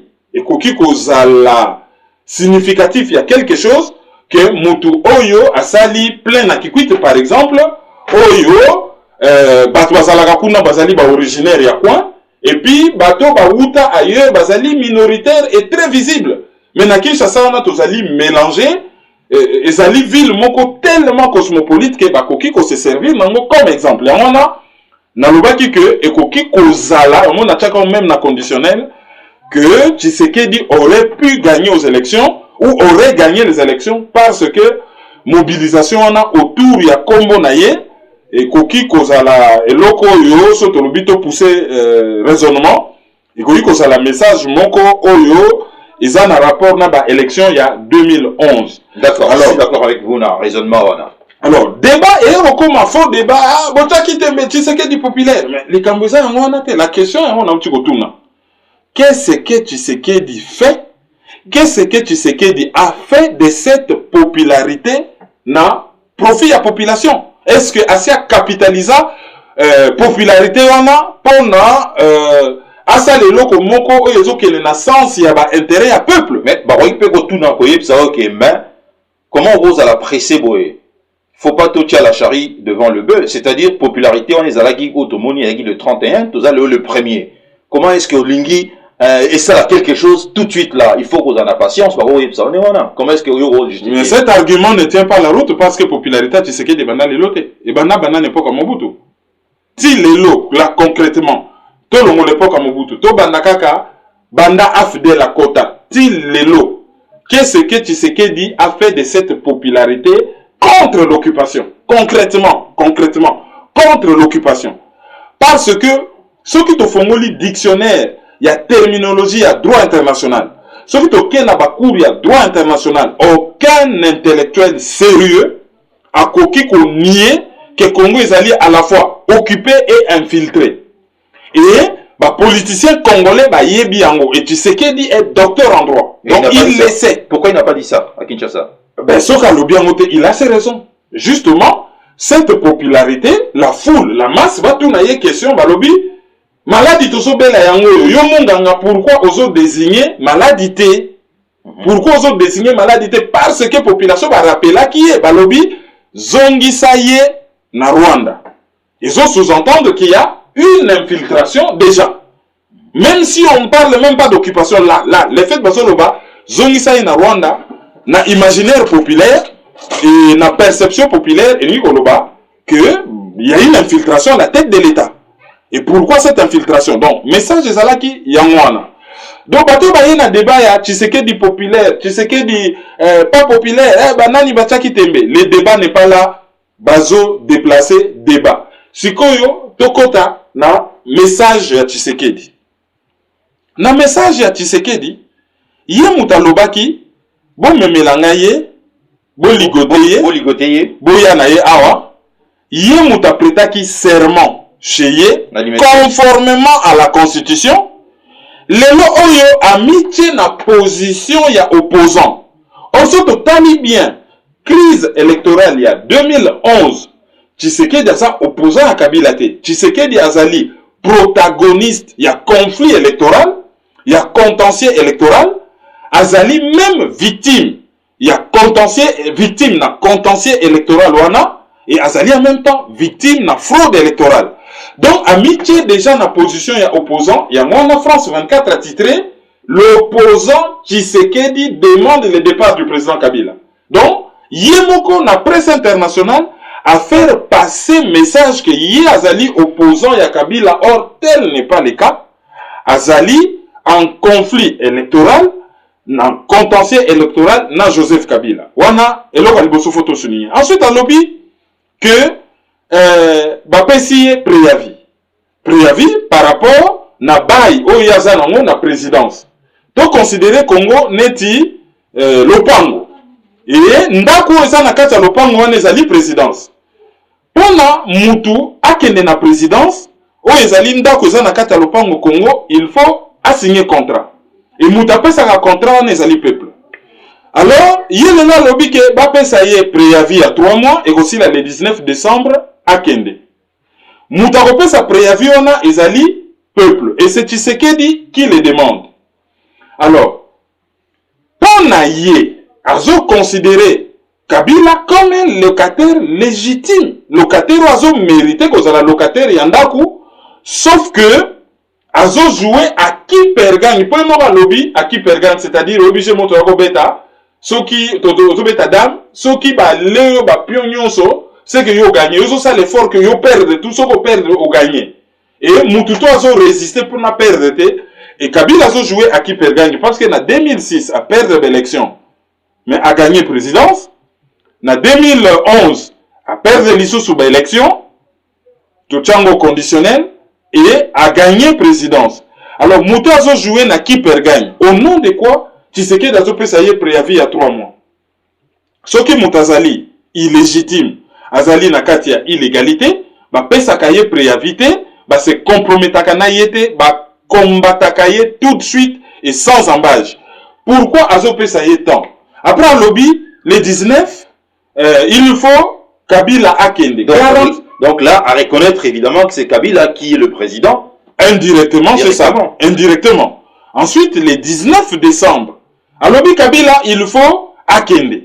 Mais garantie nini Tshisekedi azanango que Kabila kokende? Est-ce que azo reporter problème te? Parce que mauvaise foi ya Kabila et yebana. Bana n'époque à Jean-Pierre Bemba.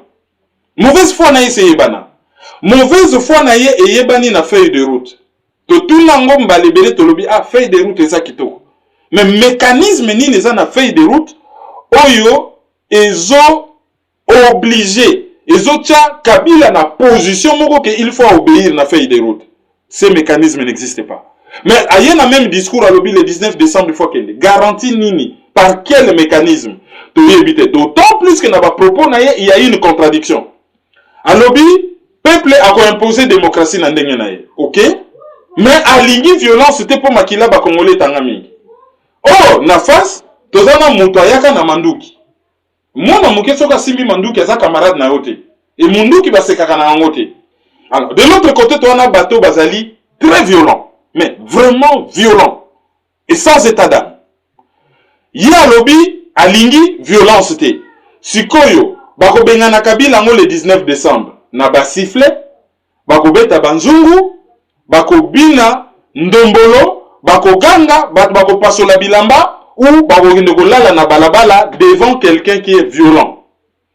Là, il ne l'explique pas. Ensuite, à lobby, que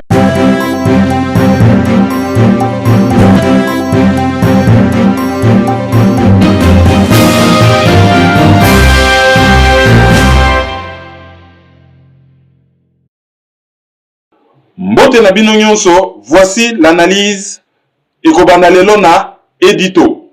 Bonjour Willy. Bonjour Kervin. Le temps a passé, la mascarade a continué, au détriment du peuple. L'arrogance avec laquelle le cupide de ces petits mondes blogue, joue de crédulité du peuple, donne de haut le cœur.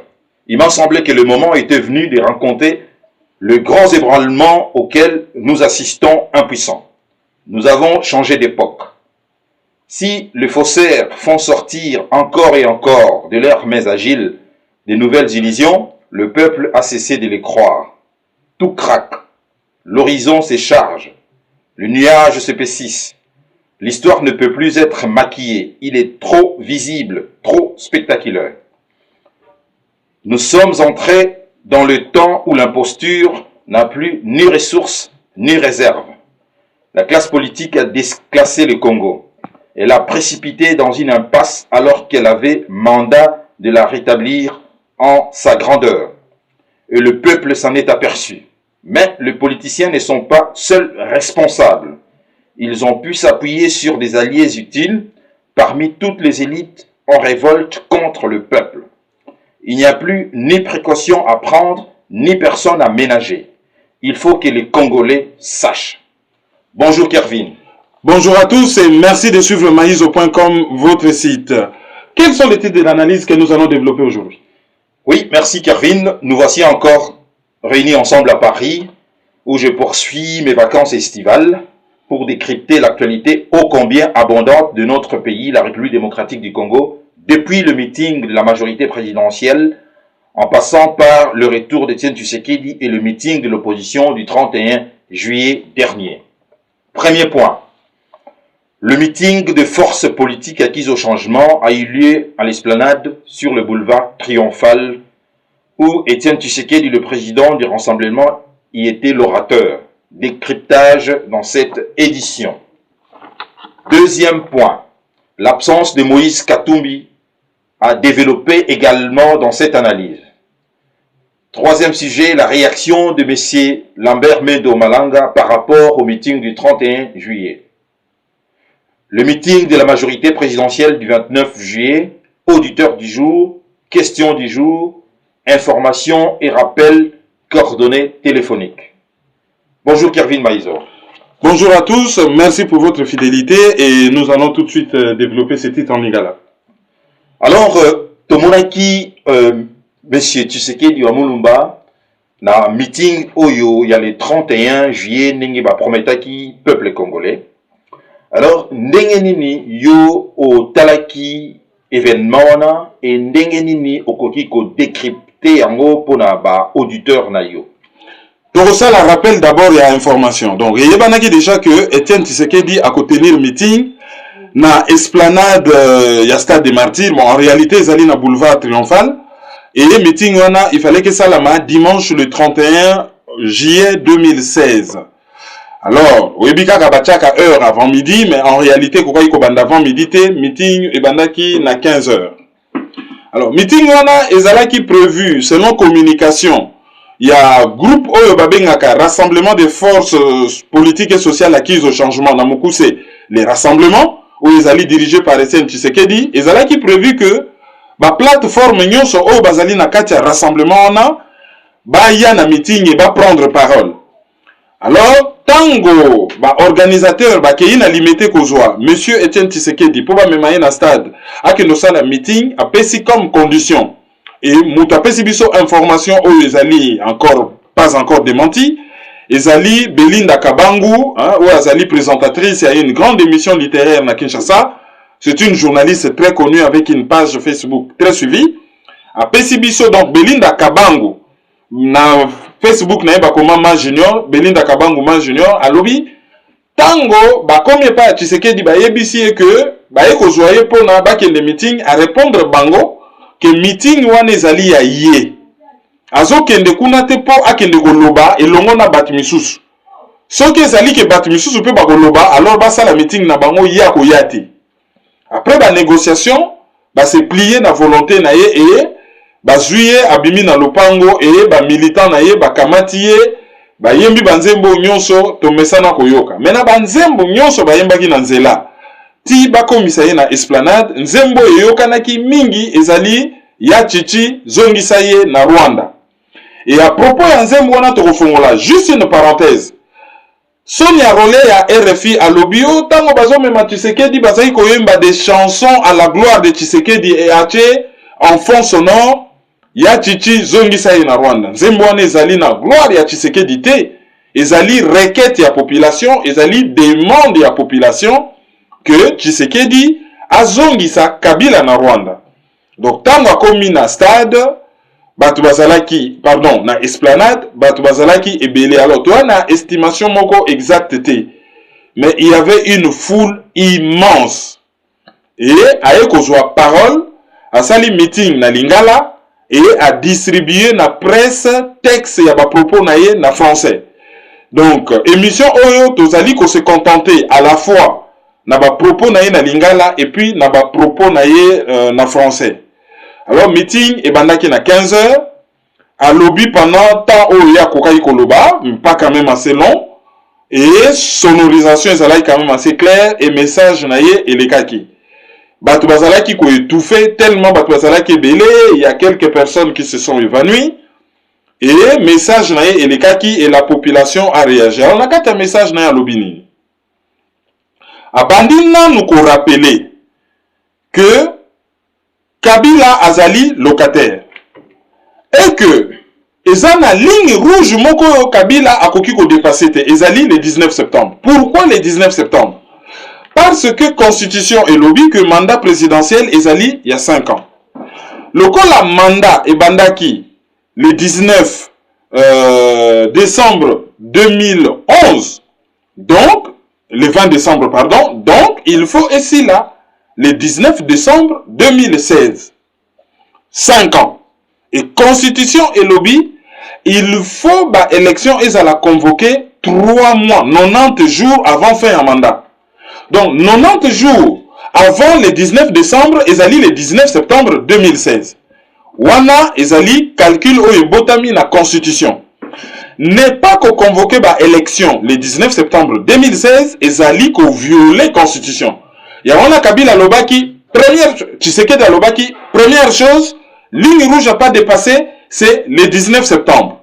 Ce qui Kabila a dépassé le 19 septembre, a convoqué l'élection, a endossé responsabilité, il y a malheur, il y a peuple congolais, et bah considérer acte comme haute trahison, et peuple congolais a se prendre, genre, a imposer démocratie na ndenge na ye.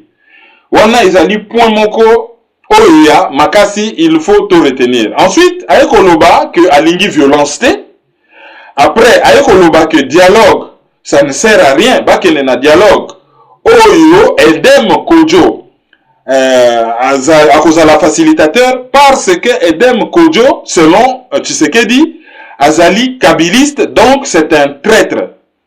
Et à lobby la population, bah, la Moukana Pongi, va se prendre en charge. À partir du 19 septembre 2016, ce qui Kabila a longouete, il faut population à s'en charger.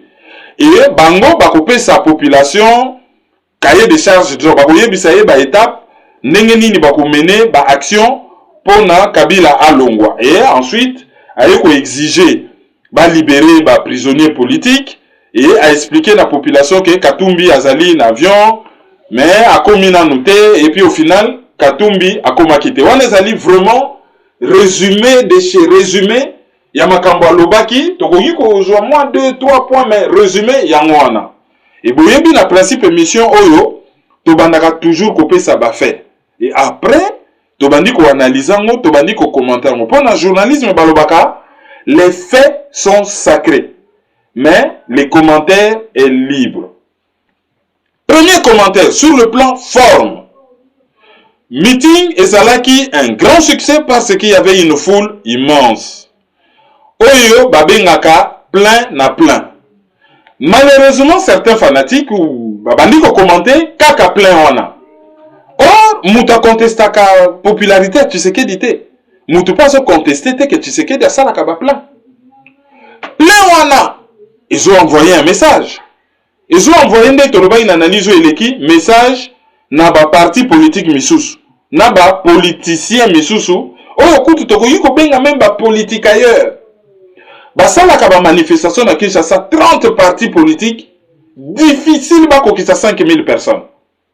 Mais Tshisekedi seul, même pas l'UDPS, Tshisekedi seul a koki ko déplacer 1 million de personnes dans l'aéroport et plusieurs milliers de personnes malgré que transport est difficile puisque curieusement apparemment et selon les infos qui ont Yasika bazu Congo lokola cobaye et que tant de réussir système wana ba ko appliquer on a pays mususu et que le peuple congolais a du feu enfumagement total parce que nengo di koloba wana que Corneille Nangaa zo continuer hein ko sala recensement na badolité tu sais qu'il dit azongi a sali meeting na ye majorité présidentielle pe basala yi ya bango pendant que Kabila paix a ça continuer toujours koloba que l'enrôlement ils ont continué. Est-ce que aujourd'hui on a clair dans kati makambo wana ce qui était que tu sais qu'il dit peut faire partie à Kati il y a comment dirais-je il y a quoi enfumer peuple congolais. Guerre froide et bandaki na Congo. En matière de politique, tout est possible. Par grand service, bazali capable, il y a n'importe quelle manipulation. Vous êtes loin d'imaginer jusqu'où ils peuvent aller. Ils sont capables de tout, mais à un niveau moko hallucinant. Nako conseiller na batanga livre Les secrets de l'empire et Alain Soral. Mais nako conseiller batanga livre Le 5e cavalier, j'oublie encore les 2 journalistes français bakomakiango. Mais Batou Batanga livre ya Guy Morel bobabenga ke Merlier sur l'histoire du Congo. Mais Batou ba kene na révolution ya ba bolchevique. Batala révolution ya Mao. Batanga ba ouvrage sur la révolution américaine, sur la révolution française. Et Batanga peut certains ouvrages Oyo sur la façon de fonctionner, il y a actuelle CIA américaine, il y a KGB, il y a BND, il y a Balman, il y a Mossad. Oui, mais parce que ça n'a pas manipulation, mais sous. Ils ont intéressé par Oyo, vous êtes loin d'imaginer. Ouais. Des fois, on nous prend juste pour des cobayes.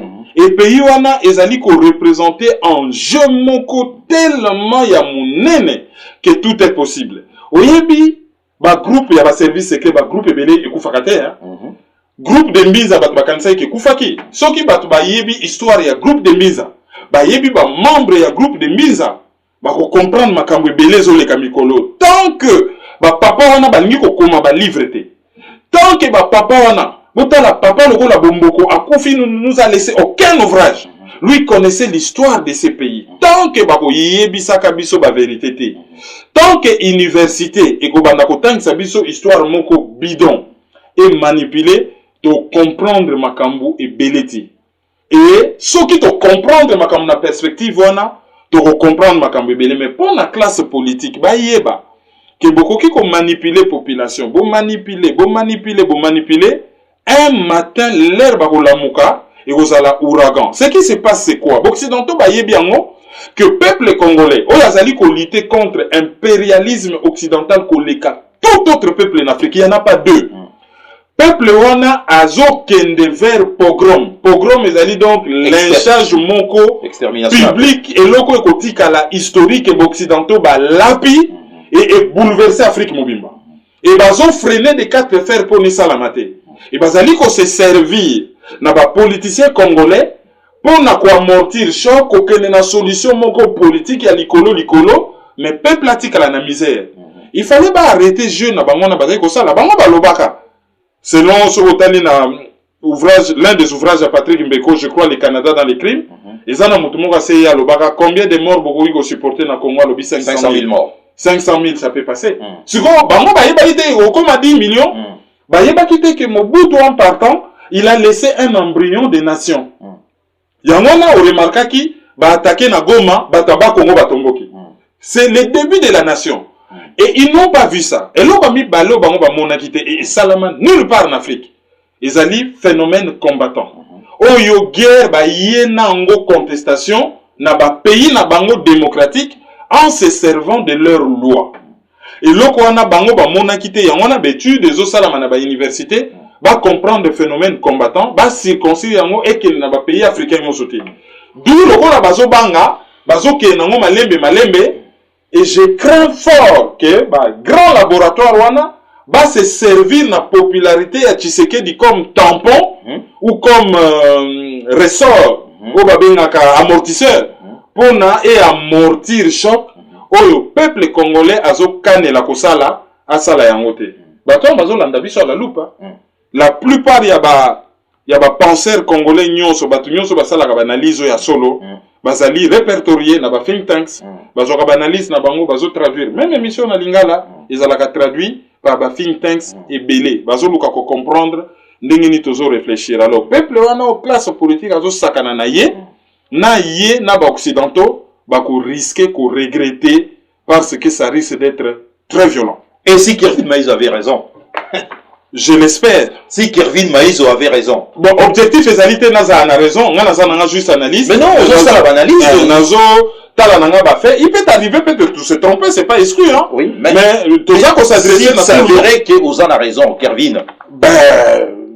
Ça sera peut-être pour le bien du Congo. Oui, bien ces pays-là, ceux qui s'est libéré, c'est toute l'Afrique qui se libère. Hein. Ça, on le souhaite. Ah, silence n'engage l'opinion sur Kervin Maïzo. Mais, n'allez pas avec Kervin. Pourquoi une partie à peuple congolais, à population congolaise, on a diaspora, surtout, tu as diaspora, Balingi qui a intimidé une autre partie à bateau baza d'accord on a na schéma on a besoin la bisoté. Pourquoi est-ce que Balingi que tout un peuple azala na kati ya schéma moko, c'est comme si na ba grand pays démocrate ba peuple nyoso bazala d'accord na Allemagne na mona angoté, na France na mona angoté, encore moins aux États-Unis na mona angoté. Alors pourquoi kaka Balingi ba congolais nyoso ba accepter schéma ya Tshisekedi Katumbi Naba, Genval Nabango. Pourquoi? C'est de bonnes guerres. Et ce que Talibatuana, Bazalaka sans argument. Bazalaka n'a pas slogan. Ah, unité. Ce qui se bandi qu'on réfléchit n'a pas argument. Bambi au vite fait Moutambanda. Dernièrement, Banda Salaki émission sur Bakrimo va reprocher la raille. À quel ouvert? Bazalaki ko benga. A bandi ko pèse sa argument. Adako soit toujours phrase. Je vous mets au défi de. Tant on likambo salamaganga na salaka na âge boy. Batouana ba mona ka bango te ba ki no commenter kuna. Le journal belge et le baki que Tshisekedi des tribalistes. Nazako kontaka na ba commentaire tous les soirs. Natala ceux qui va protester. Kuna za mindele, les gens ne protestaient pas. Mais ceux qui kaka ko réfléchir poliment, ba kanisi ke ba koki ko intimider mutu. Ça ne marche plus. L'époque où on les a révolu. Tango professeur belge à l'université catholique de Louvain en lobby Tshisekedi c'est l'homme de passé Azali affaibli. C'est ce que le professeur a dit. Mais, tout ça non en vacances, ozo kana téléphone. Ah non, yozo c'est quand même vieillard. Non. Nganazo rapporté ce que le prof belge a dit. Et ce qu'on a dit que, moutako mimpakaza sous son force, oya salaki nango en 40 ans. Mais il y a c'est la loi de la nature, en fait. Il n'y a pas de honte, il y a âge aux anneaux. Écoute, parce que ce n'est pas de nos premiers venus. Mais non. À comme na âge wana. Mais non. Alors, Tout le monde a, ezali neti moi, clic moko boye neti, ça ne marche pas, oui. Et d'ailleurs, na katayote, awa, tout le monde a un débat en France, awa, on rappelle toujours l'âge à Alain Juppé. Le bazo le baquet, Alain Juppé, azan a tout, mais âge naïe, 70 ans. Alors pourquoi, biso tokoki ko relevé, âge, il y a, tu sais qu'il était, au Ezali 83 ans, 84 ans. Étant donné que, hein, Kozala, chef de l'État, et c'est vraiment beaucoup d'énergie.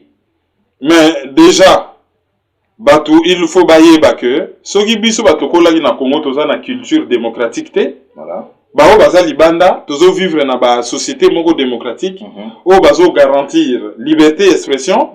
Mais liberté d'expression implique capé débat. Il faut bailler bako débattre, ko échanger. Au biso na Congo.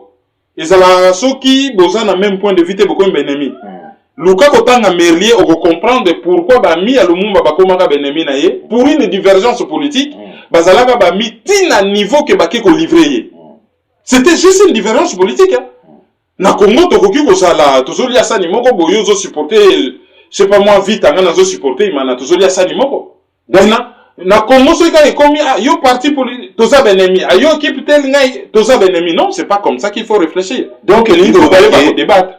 Donc bato toza na bango opinion moko awate na poto tombe ma ennemi on a ça. Ah ben c'est dangereux ce qui baza en éducation politique et koki ko créer ba fracture moko regrettable. C'est très dangereux. Et qu'est-ce que Kevin Maïzobro le bana bato oyo pour l'instant baza un peu frustré, c'est-à-dire oyo baza d'accord te na schéma oyo zo salama na Kinshasa. Actuellement, baza ébélé, mais ils se sentent frustrés. Qu'est-ce que Kevin Maïzobro yé Psabango baza la calme ou bien baza anine, va répondre là-bas injure ou bien baza anine. Nako paraphraser Laurent Désiré Kabila, la guerre sera longue et populaire.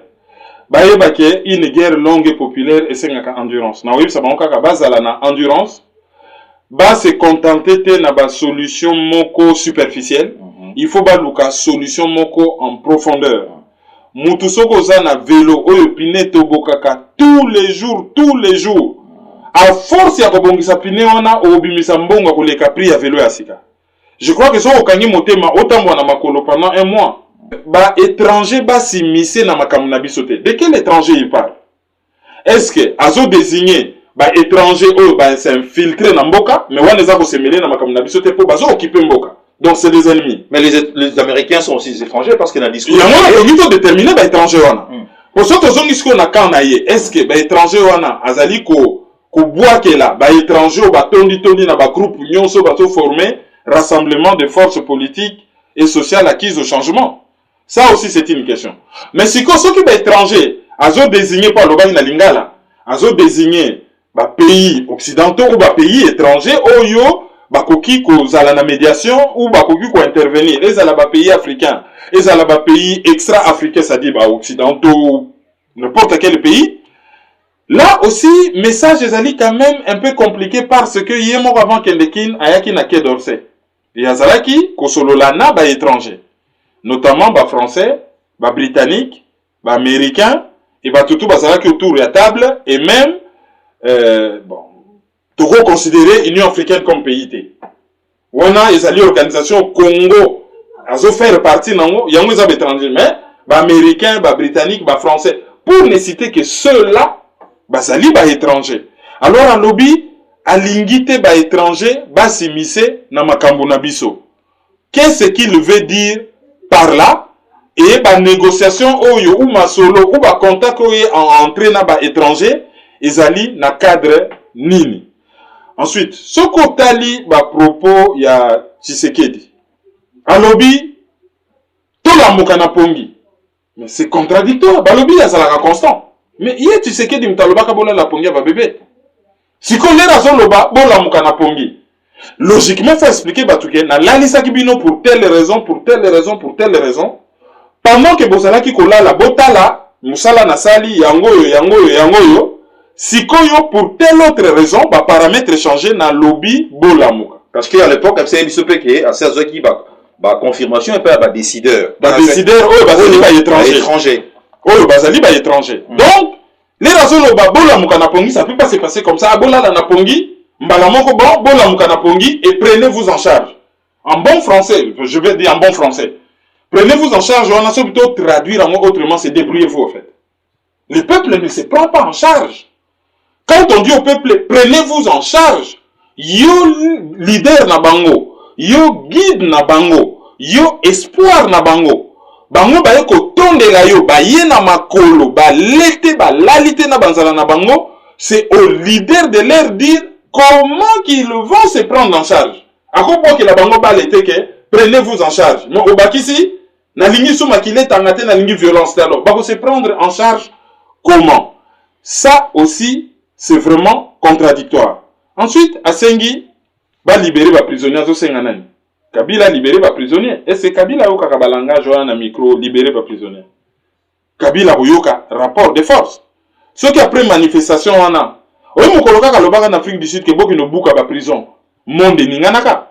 Les batouani ba wangana te yete. Ah yakolo ba boyete na comment article na œil d'Afrique ezana tilelo. On a confirmé que c'est lui. C'est de la communication beaucoup monde qui ça y. Et après il s'est avéré que ça là qui y. Et ça là qui l'efficacité moko boye bien que à ça là qui yango parce que après na qui en Afrique du Sud que ba décideur entre guillemets ba étranger ba écarter na élection ba lingiété et ba choisir pour l'un na bango Kabila yango na ça et le nini concret moyen de pression ni na ça nango pour que et le ya lobby wana batu Kabila yoka abimisa ba prisonnier politique. Ensuite, ayeko évoqué cas ya Moïse Katumbi. Kervin Maïzo, arrêtons-nous un peu dans le point où on a tous sikoyo. Parce que nous assistons à Napoto et ailleurs, comme il y a intimidation et comme il y a trop. Tout le monde est comme si un groupe de gens qui va si du pouvoir. Hein, bazo rabat très biso boreille. Na ba plein moro boye comme si les Congolais na minute oyo ba san na bango commis plein rempli na gloria. Après ba plein ba Congolais ba zongi na bango na banza na bango. Bon. Ce qui y est à l'obi na peuple congolais, prenez-vous en charge. Et que peuple wana oya epsi bango va se prendre en charge, balamuka va se prendre en charge parce qu'elle a été bango parce qu'il y a epsi déjà peuple wana déjà à l'obari d'ailleurs avant zonga le 27 que toza d'accord na choya Moïse Katumbi te. Alors, ce qui peuple wana, prenez-vous en charge, que nous ne sommes pas d'accord avec vous par rapport à choix na yo, ya Moïse Katumbi. Alors, to komi na point ni waso. Eko sala eko lakisa hiatus oyo ezali dadi bokabwani oyo ezali entre classe politique na population. Le problème à Congo c'est quoi? Il y a il n'y a pas un pouvoir, il n'y a pas une opposition. Ezali bakan. Dans un camp, il y a classe politique corrompue et pourrie, et des fois irresponsable, et de l'autre côté, population manipulée, paupérisée, humiliée, affamée, oyo azo subir. Tango batu bazo sala plein. Bangiba comme ça moneti histoire ya wenge musika, oyo bazo sala ka concurrence na JB na Werason na l'équipe plein et Marie-Paul aye mbi couvre-feu azui animateur na Ebizima Kodos. Ayeko yemba ba maman plein on a plein. Et comment na ba nzembo ya après ba plein histoire pesili bo wera za na ye Marie-Paul za na ye JB za na ye ba fanatique pe ba misusu bazokemba na ba mia ba misusu baza na poto baza ko se débrouiller rien ne change. Donc ça nous likambuté ya plein où ils sont intéressés bato. Ezali ça na loche za la plein. Ezali ça ki afufu za la plein. Ezali kwa na wa ki des classes. Ezali poche na yo za la plein. Ezali ba caisse ya l'état za la plein. Ezali nombre ya ba kilomètres ya ba autoroute asphaltée nombre wana ezala mingi ezala plein ce n'est pas plein ba na meeting ba yoki ezali o se soigner sur sa malade ba tikala na soif na bango ke koyo nyonso tout ça pour ça donc toyi ko se déplacer ka toyoka kaka kala et après donc nyonso kaka makambo kaka lobaka prenez-vous en charge bosala boye Kabila fois kende mbaloyo na avion lobi mbaloyo penza na botika yete na boyo kele mawate bazo empêcher avion atterrir bota la bande wana mbaloyo na botika yete na boyo kele mawate na kozongisa ye na Rwanda c'est ce qu'il a dit le long projet za société ya kozongisa ye na Rwanda ezali ya kotika ye asilisa mandat ye ba commissaire opposant et tango ba commissaire opposant sikoyo tango aussi sa mandat garantie nini tozali na yango. Est-ce que zali garantie ka bapaya oya lobby basi mise na ba faire na bisote ou bien nini? Ya lobby soki Kabila kei nde toye ko sala dialogue entre biso totali ndenge toko gérer mboka. Donc c'est le moment que so Kabila kei toko luka peut-être tokene na transition moko, on ne sait pas. Mais meeting on etika ki moi goût moko un peu amer. On se disait bon tant Tshisekedi azozonga akosala o babenga ka baroud d'honneur. Ya souka penda donc aye tant batu ba bimi plein même lobby azalaki capable aza déjà na kata histoire hein? Sur le plan wana bakoko tata akota na histoire déjà.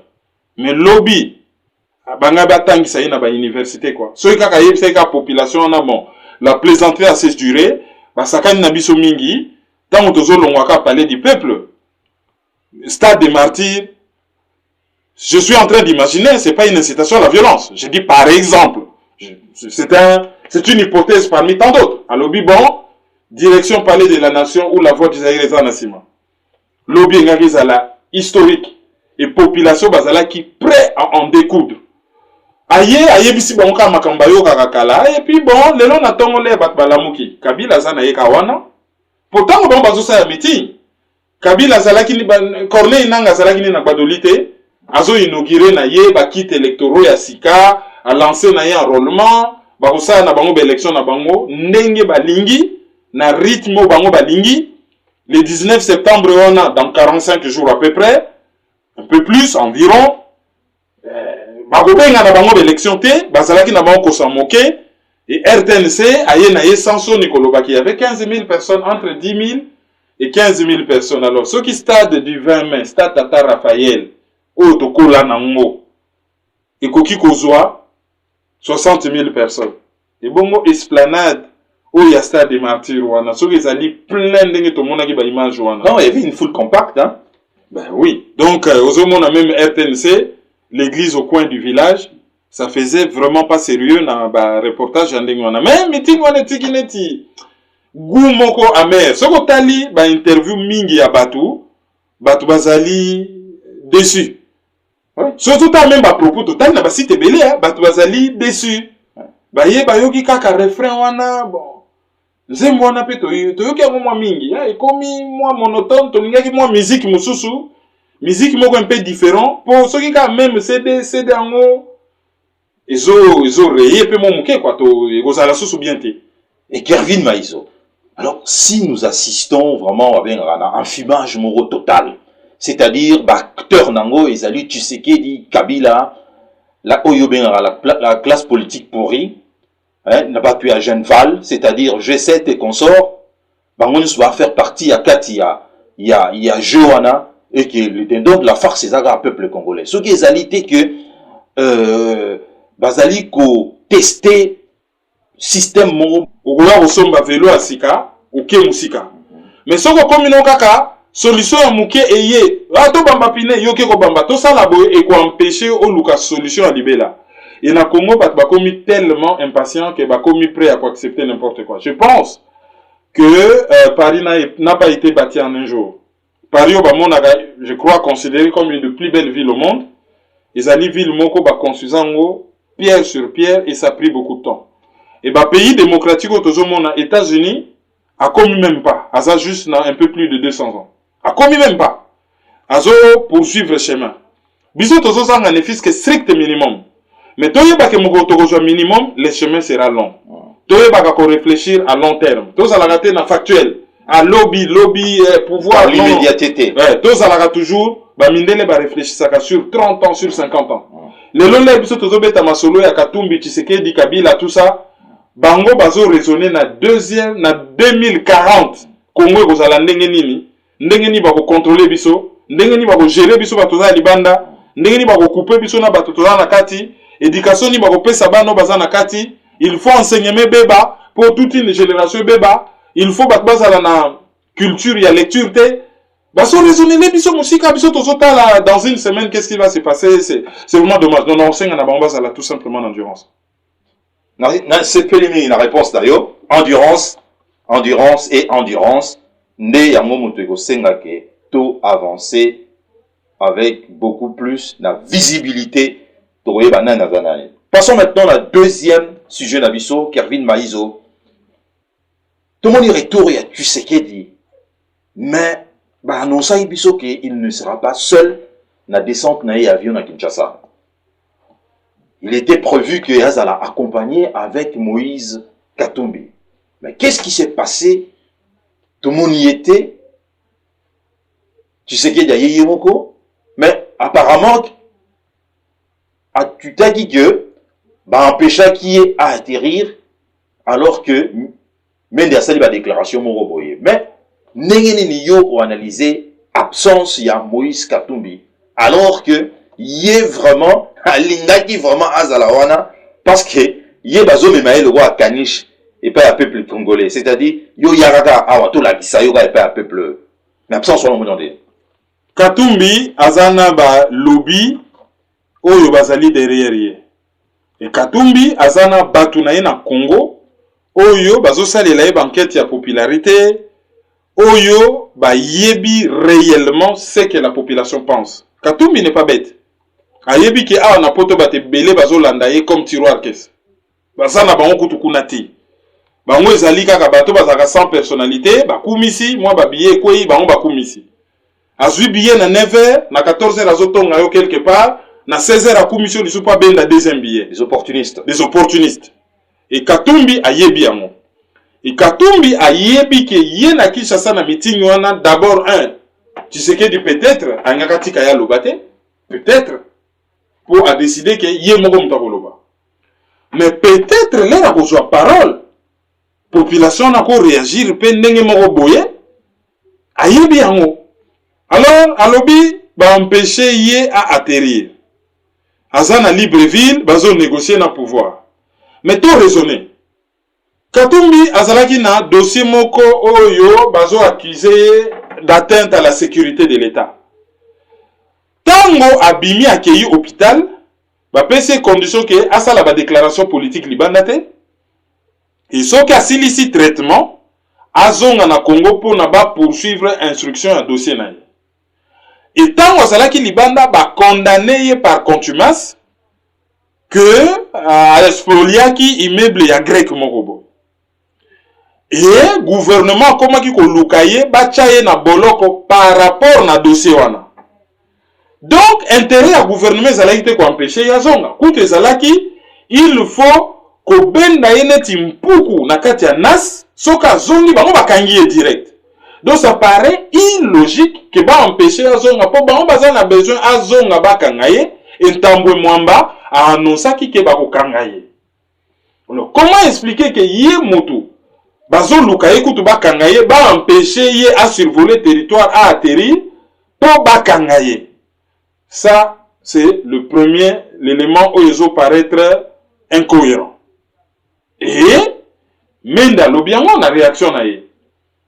Pour la Tshisekedi à lobby, c'est excessif, bah propos Tshisekedi à tenir par rapport na Edem Kodjo, ndenga benga qui est très ékabiliste, abi c'est vraiment des propos excessifs et azole qui c'est l'habit solaire. Pour bah on va cancer que dialogue et sala maba avancer na agenda na bangonde bakanaki, le rôle la Tshisekedi a calé na ya boy siko dialogue, kuta tindi mutu. Et pas il y a madame Dlamini Zouma na Union africaine qui nous expliquer pourquoi ba boy dialogue. Pourquoi ba kosala yango te donc Tshisekedi azole excellent bangolais. Pour na Katumbi à lobby selon Mende, à lobby Katumbi aza menteur. Kutu gouvernement zo linga kutu ye aya bakangaye. Atika kokosa selon Mende, atika kokosa batu que ye ba empêcher non, ba empêcher yete. Bazo zela kutu ye aya po bakangaye. Mais il faut aussi signaler dans la foulée que Jijo a condamné qui est Akimi et a publié Mukanamoko et l'équipe na presse, surtout écrite. Et balobi que il a condamné qui Katumbi sous pression ya Aner. Et le long de Tozoyo ka Jige Ramazan Yango apparemment à s'exiler aux États-Unis. Mais en même temps, Kervin ba méthode de notre Yango. Nous avons vu ça à Burundi où ba Jige belé ba Kimi Babimi Mboka, parce que acheter bango corrompa bango na quand mususu tu dis de quel camp il s'agit.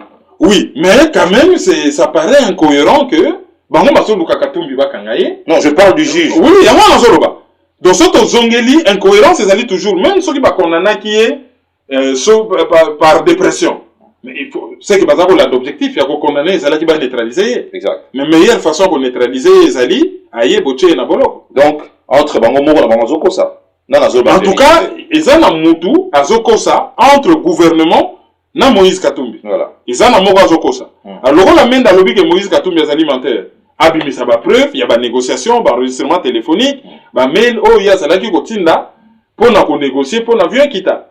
Ou ba contacter aéroport ya Libreville, Léomba, ba tout na bango jet o ya Katumbi zalaki na aéroport, pourquoi et décollagi na Libreville te continuer, qu'est-ce qui s'est passé?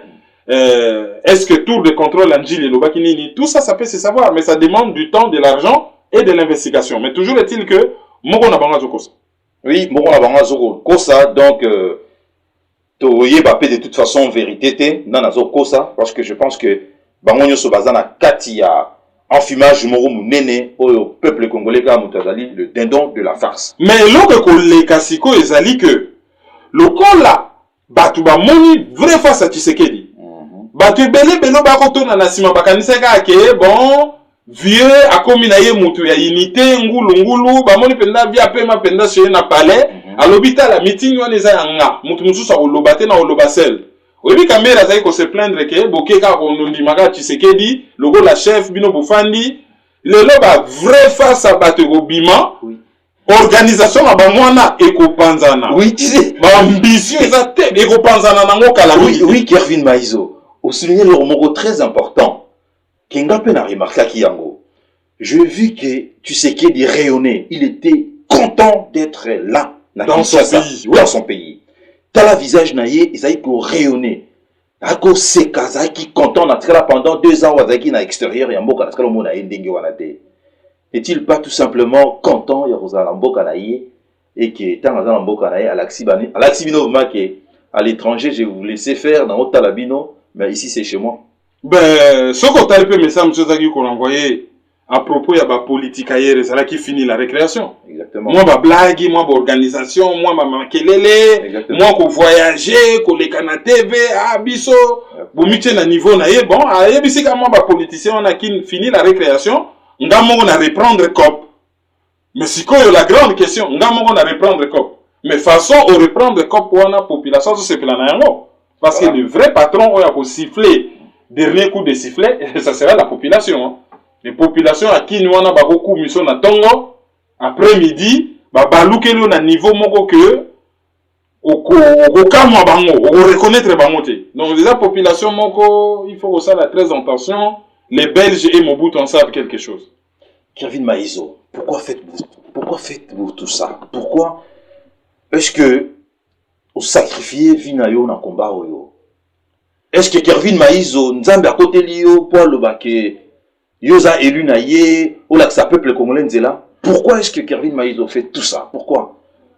Ben nga nazali congolais, hein? Je fais partie na yo ya génération sacrifiée. Génération moko oyo to tikala ko connaître bonheur te ko vivre dans un pays normal. Tozali génération oyo to simba téléphone fixe te so na lobby to miti en général. Bien que ngana yo, tu aurais peut-être chance aussi ma téléphone fixe. Je parle de la génération. Tu simba téléphone fixe était. Tu ali génération oyo, tu signa chèque té. Tu yebi compte à banque ndenge zalagate. Tu ali génération oyo, moyen de transport ezali luxe. Tu ali génération oyo, tango biso to kota na université, bazo kanga restaurant université. Tu yebi resto uta.